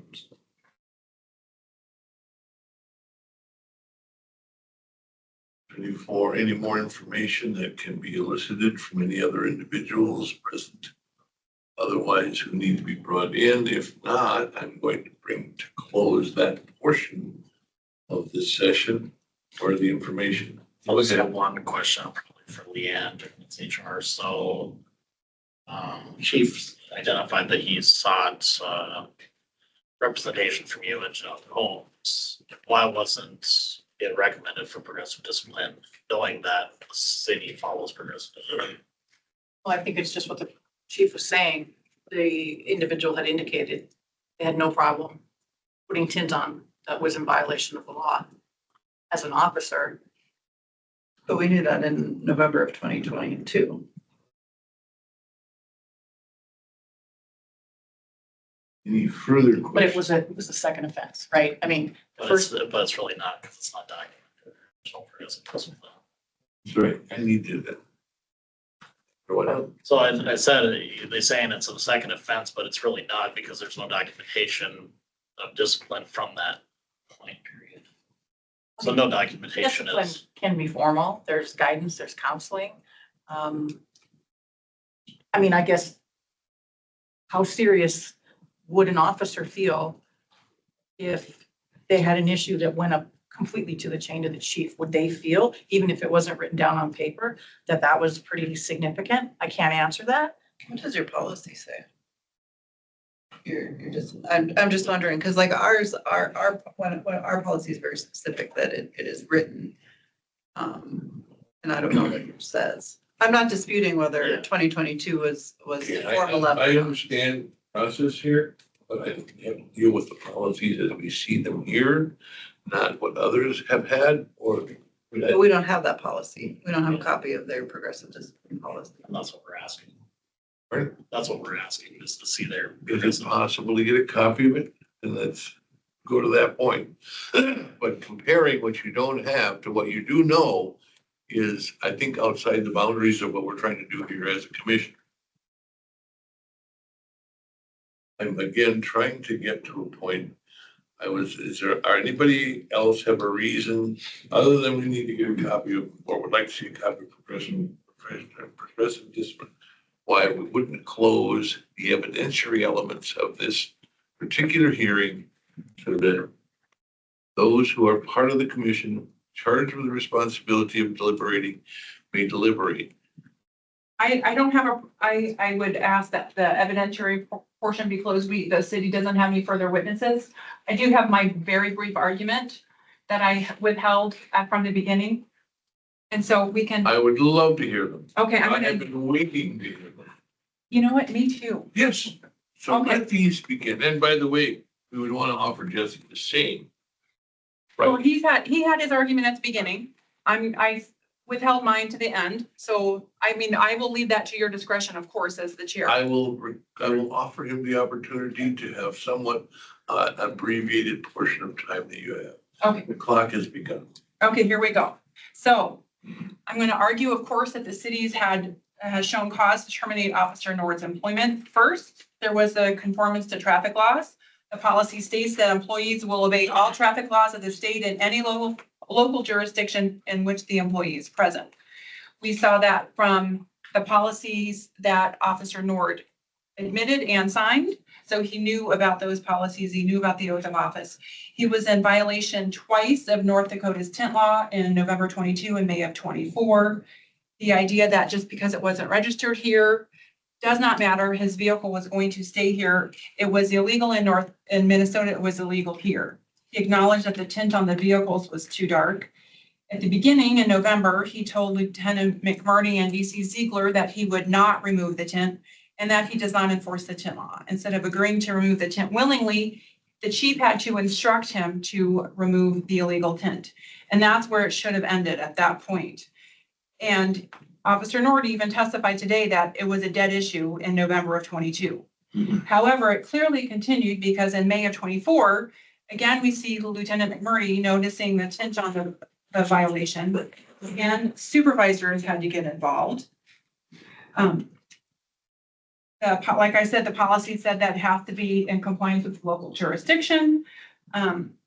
He would have been familiar with the Minnesota laws because he had a business in Minnesota before he moved it out here. And the policy was not subjectively applied to him. We've heard about other vehicles from other employees whose tent was too dark, and those employees willingly and quickly removed the tent. The interesting thing is, while he did not have time to remove the tent from his new vehicle, then Officer Nord had time to put his business decal on the back of that vehicle. We can't allow and we cannot permit an officer to break the law, yet try to inform or enforce the same law. He said that he had an ethical issue with his tent business and enforcing the law. I would argue that he had a clear commercial interest in violating that tent law. And we can see from the photos attached from the business website that the tent was too dark. He flagrantly violated the law and advertised it on his website and in the police department parking lot. Second is the policy violation about this outside employment. He was aware of the policy regarding his outside employment when he was hired. He acknowledged that he would read the entirety of the policy within the first week. He was updated with the amendment in February of this year. Lieutenant McMurdy talked to him about his outside employment policy in November. Lieutenant McMurdy also sent him an email with the policy and the forms. And we've heard that he just forgot to turn them in.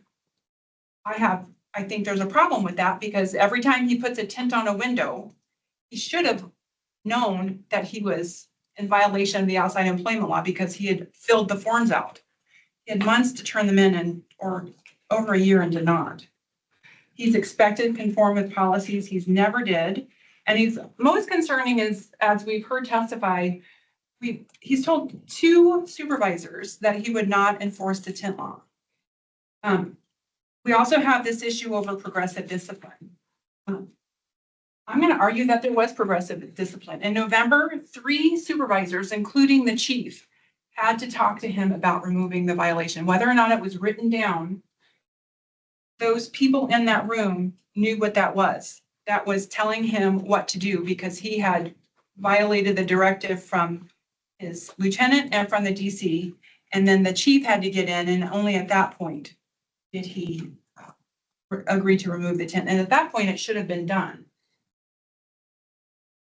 The city's argument also is that progressive discipline wasn't required under Admin Code 47-1904.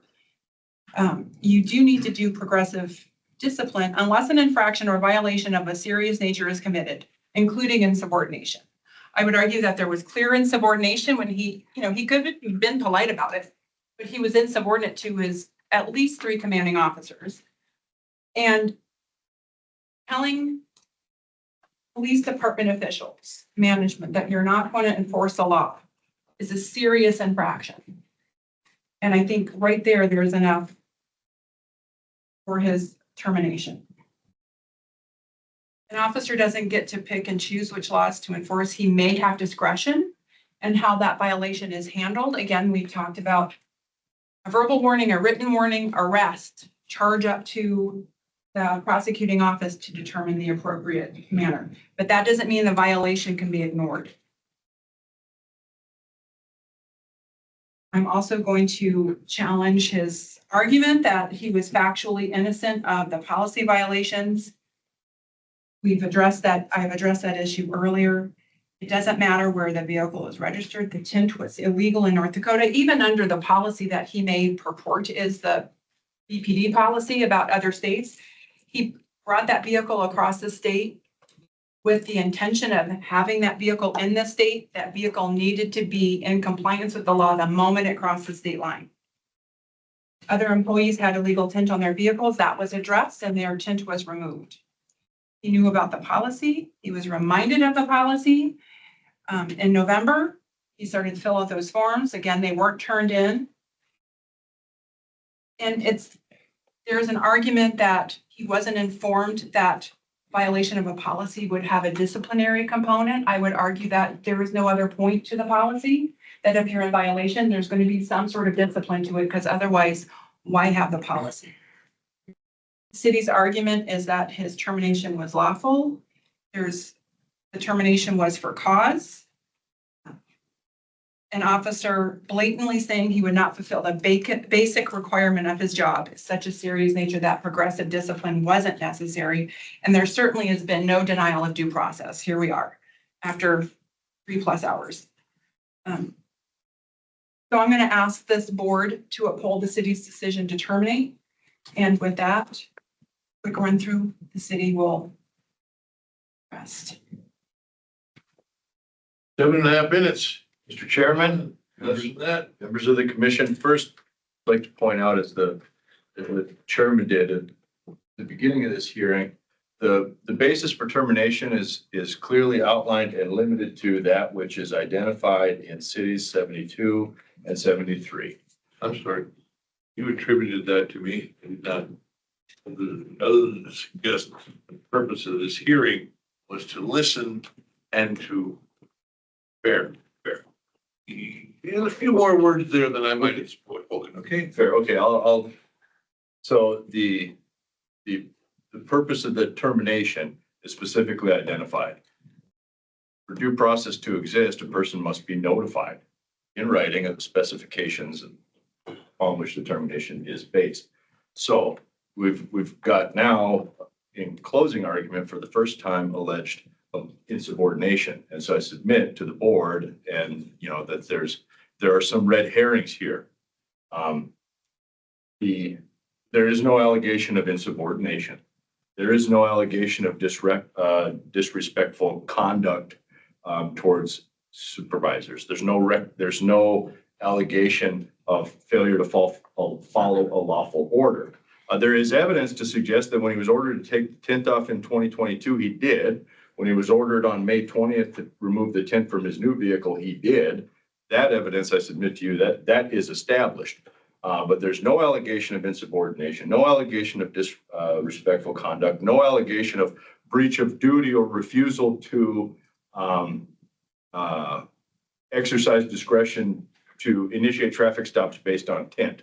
Okay, if those are the basis for termination, then due process requires he be notified of those. He was not. Those issues are, I submit to you, not before the commission today. What is before the commission today are those two bases. And so the city's argument is that cause is shown related to the traffic violations. So I ask you to consider what the basis of that proof is, mindful that, part of it is statements that Officer Nord made in response to questions that he received for which no Garrity advisory was given. We talked about that a little bit earlier today. Secondly, several witnesses testified, and I think this fact is well established, that no testing was done on his vehicle, either of his vehicles or any of these other vehicles. In fact, Lieutenant McMurdy testified when asked by a member of the commission whether or not the tent on his Corvette was within lawful parameters, and he couldn't answer that question even as we were sitting here. Now, whether or not he drives that Corvette to work doesn't really matter. If he doesn't know whether the tent is legal or not, if he can't answer that question here under oath, then I submit to you that's essentially the same amount of proof that we have as related to the allegation that Officer Nord violated the traffic laws. But even if he did, as I indicated at the beginning, and as it's identified in the city's ordinance, the board has three ultimate options here. Either number one, reach the conclusion that the termination was unlawful, reverse the termination, return him to work. Number two, reach the conclusion based on the facts presented that a violation did occur, but that termination was not the appropriate remedy given the circumstances. And number three, uphold the BPD's termination. Those really is what this all filters down to, those three options.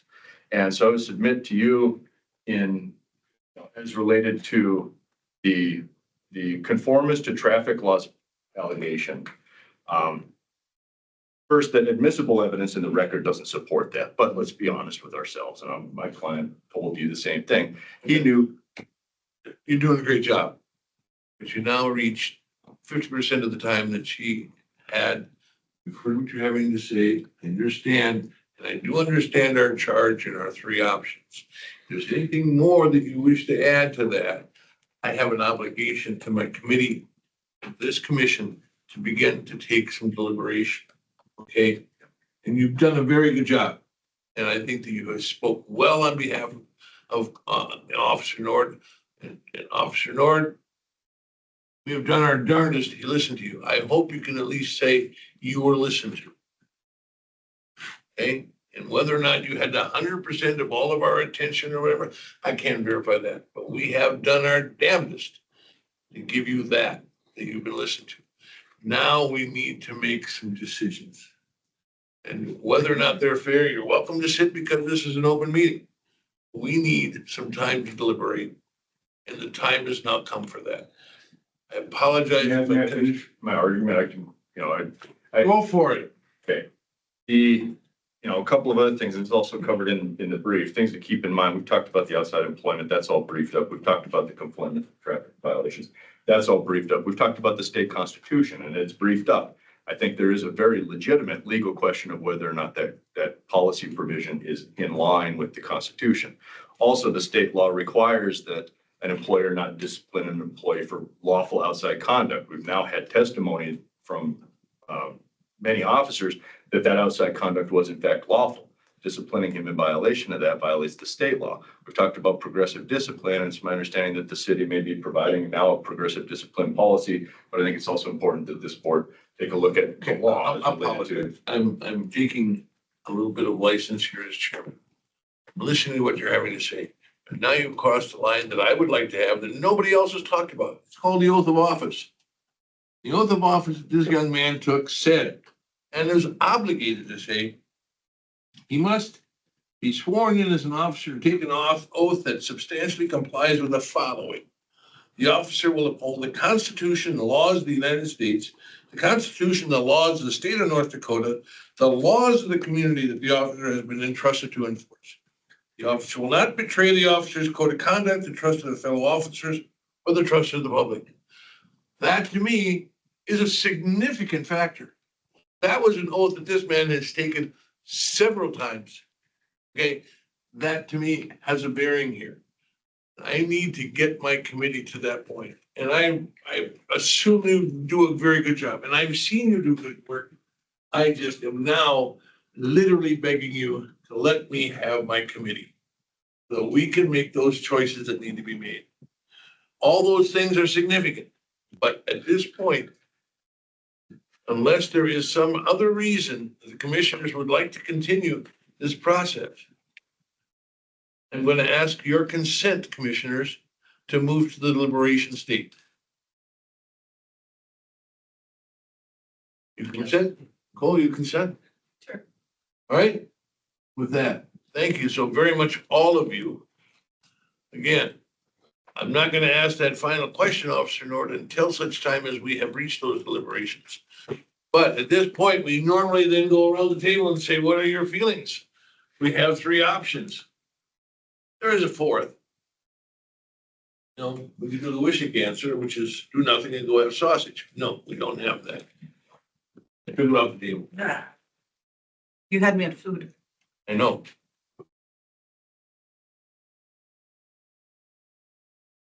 Jason, Go ahead. See your wheels turning.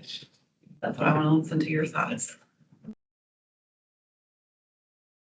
Okay, you two are shy. I have an implicit bias. You know, I have a background in law enforcement, so that has to come to bear. To the degree that it has a bearing here, I don't know. I would certainly have my own personal feelings on it, but as I look at this process, I see an individual who is passionate about what he is doing in his family. But when the conflicts arise, I mean, there is a process that is provided, which is to say, we have a chain of command. And this man went up that chain of command, and at every level of that chain of command, he was met with, no. I believe that there is a responsibility in this particular case to uphold the decision of our chief and our city to terminate the employment. Now, I'll throw that out and let you all go for it. Here are the issues that I have. Just as we've gone through this whole thing, the unequal treatment, what's happened with the other officers? With these same issues, what's happened, what discipline has been happened, so is there unequal treatment? I do have a concern about the progressive discipline. I honestly don't think progressive discipline was followed. I do have an issue with conflict of interest, being that this is a window tinting business and you're illegally tinting windows. Now, the act of doing it, again, not illegal, but that is a conflict of interest if you're providing citizens an opportunity to violate the law. There is an issue there. And personally, if it was my case and I created that conflict, I would just say, hey, like, due to my other employment, I personally choose not to do window tinting less than that. So that's one thing that I would see. The other thing I have an issue with is there is no actual proof of violation other than, hey, it's my opinion that your windows are too dark. In law enforcement, what do? Innocent until proven guilty. I don't know if there's been any standard set proof to show that his windows were done. Now, again. Other than his know- own statements that yes, in fact, this is too dark, Yeah, and and I then, will continue doing it. and the other issues are, I think the outside employment was known in the background check, whether that was the chief of police, whether that was HR. whether It that was the not, city he was, attorney. now he submitted his information on his background on, or his employment prior to him being an employee. Now, that was supposedly in his information that he gave us. Nothing that we received said he did that. In that section 3, he says, oh yeah, I filled that form out. But we have the report from Bismarck PD. Have a report that says what? The report from Bismarck, That says that he does it. the that he's got report the to business. Bismarck PD says he has the business. He had the business. Yeah, so that should be. That is not, he had a business, it's not, this is a business I'm gonna have. And I didn't fill out the forms. I'm sorry, Officer Nord, you don't get a pass on these policies that you acknowledged you knew and were there. B, in my world, you don't get a pass on filling out the form that says, hey, this is what I'm gonna do. You don't get a pass on declaring which laws you feel are appropriate for you to enforce. And last one, when it comes to the oath of office, you don't get a pass on that either. In my world, I am one commissioner, but I am passionate about the fact that those are things that you knew. Those are things that you felt strongly enough that you devoted your career to wanting to be. In this particular case, I'm sorry that it happened, but I am not sorry for the action that was taken from my perspective. Now, I'll throw it on the table so that you all can chew on it. Come back at me. Won't be the first time we didn't agree on stuff, folks, so let us. They would have, right? Well, I need to get this thing dealt with because if I don't lance this boil, we're gonna sit here and look at it and say, that's an ugly little sucker for a long time. I think my issue with the previous employment stems from the fact that the Bismarck PD did know about it when they hired him. And so if it is such an egregious thing that all of this be documented and all of this being taken care of, there were people along the way who knew about it. And again, from my perspective, if something is so egregious, you're gonna get fired for it. I'm not just gonna mention it once and then leave it alone and leave it up to you. Let it go for a year and a half or 2 years. Yeah, Is there, and then all of a sudden it's an issue to turn. That's my concern. My answer to you back would be, hey, this man was within, if I'm not mistaken, let me do the math again, because I'm not really good at this, okay? 9 months of the end of his probationary period, okay?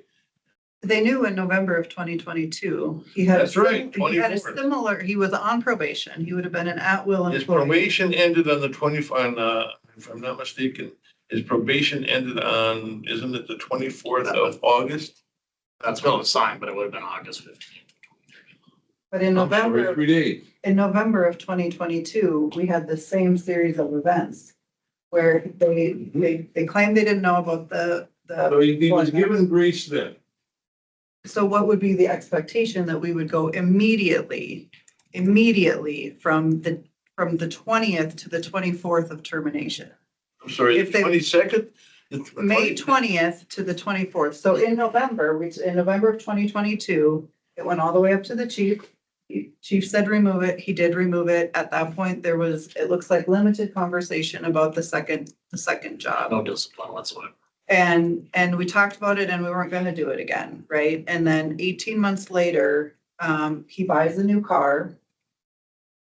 Okay, And I then, understand what you're saying. so then we went so quickly because of what happened 2 years ago to say, you knew all about this stuff and it's so egregious, you have to be terminated. We didn't go through any, we gave him 4 days and when he came back, the tint was gone. Not even 4 days, because he was on vacation 2 days, so it was. Yeah, so I just, shift At 8 o'clock in the morning, he's turned. yeah, I'm not necessarily disagreeing He specifically. took the tint off. But he That's did not required. take and just demonstrated my estimation, any degree of remorse or any decision or desire to change what he felt was both his right and the community's right to spend money violating the law. But that's not what he was terminated for. I get that, I get that. I get the whole aspect of this, but that's not what's in the letter. So he's not responding to that, Not in the letter. the termination letter. The I termination saw in the termination. Well, I'm sorry, I saw something different than you did. or the, So let's simply go to this. I will entertain a motion from one of the two of you, since I can't make that motion, as to what your desires are. So let's bring it on, boys and girls. make that decision. I don't- I think Yeah, we're still I, discussing it. yeah,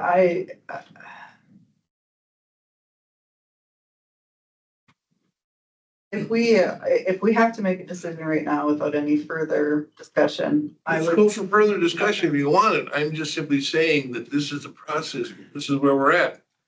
I think if you look back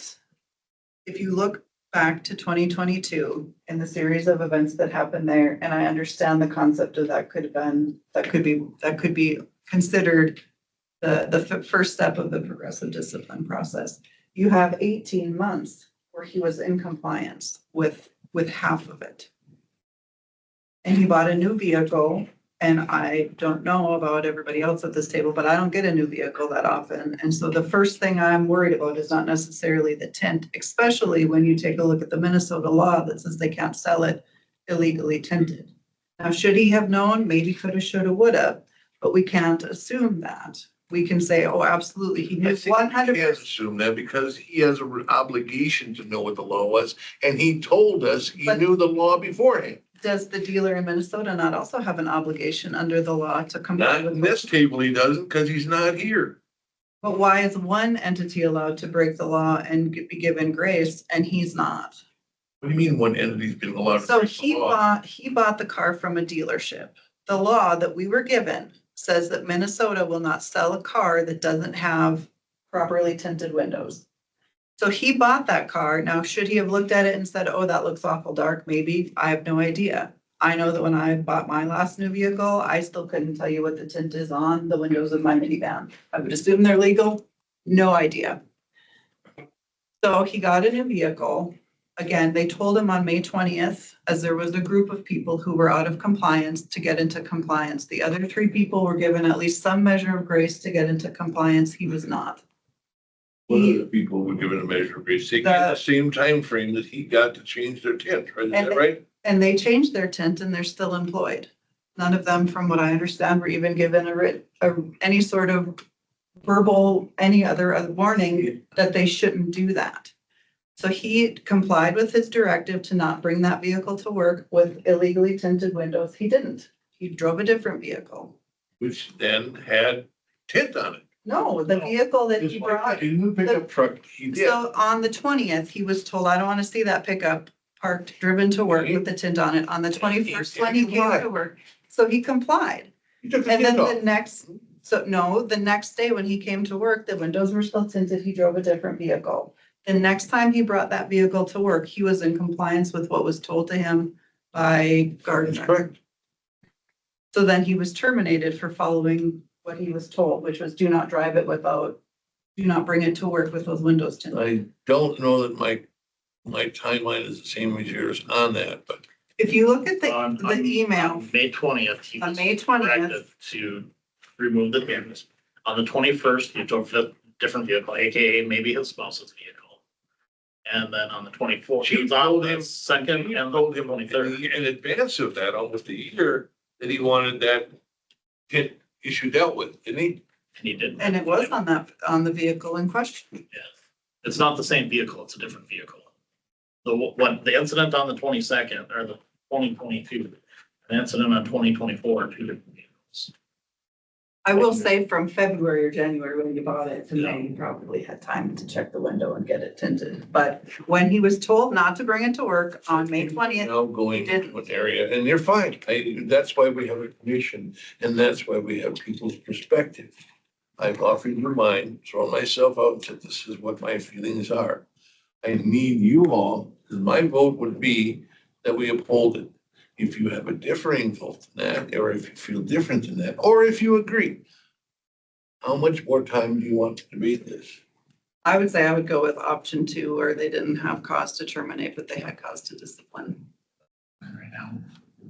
Make the motion. I move that they did not have cause to terminate, but they had cause to discipline. What is your option with that? They must then reinstate him or what? I don't know. That's the point. That's His attorney is shouting out, he says he needs to be reinstated because he was, the punishment did not meet the crime. That's what you're telling us. I think he should be reinstated. And include that in your memo, in your. And I move that he be reinstated and he be given appropriate discipline and the city did not have cause to terminate. There are other issues that are related to that, but that is up for HR to determine. There's gonna be issues relative to what his compensation is and things of that nature. That's the can of worms you open. And now, based upon that, I have a motion and I have a second. Is there any further discussion? We will call the roll. Whoever is calling roll, call roll for me.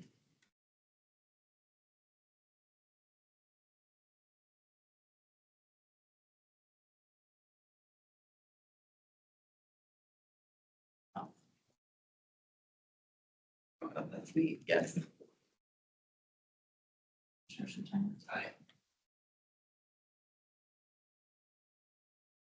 Commissioner Freddie.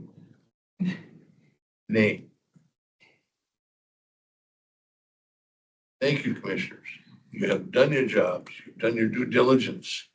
When we walk out this door, we will be walking in lockstep. We will not criticize one another's votes. We will not take any other action against one another because that violates our code of conduct with one another. You're one of my favorite people to talk with, so. You guys are good. Now, If you have to come every month. my sainted mother would say to the two of you, there's an odor in the country of Denmark and it ain't their cheese. But you know what? I love working with you. And I think that we have done what is the right thing. We listened and we acted. Okay? Now stop. Officer Nord, do you feel you have been heard? Do you feel you've been treated fairly? Then my work here is done. Thank you. Thank you. I was abrupt. All good. Yeah. And Lance, your boy. I know. Somebody else, I think, probably after that, he was women that.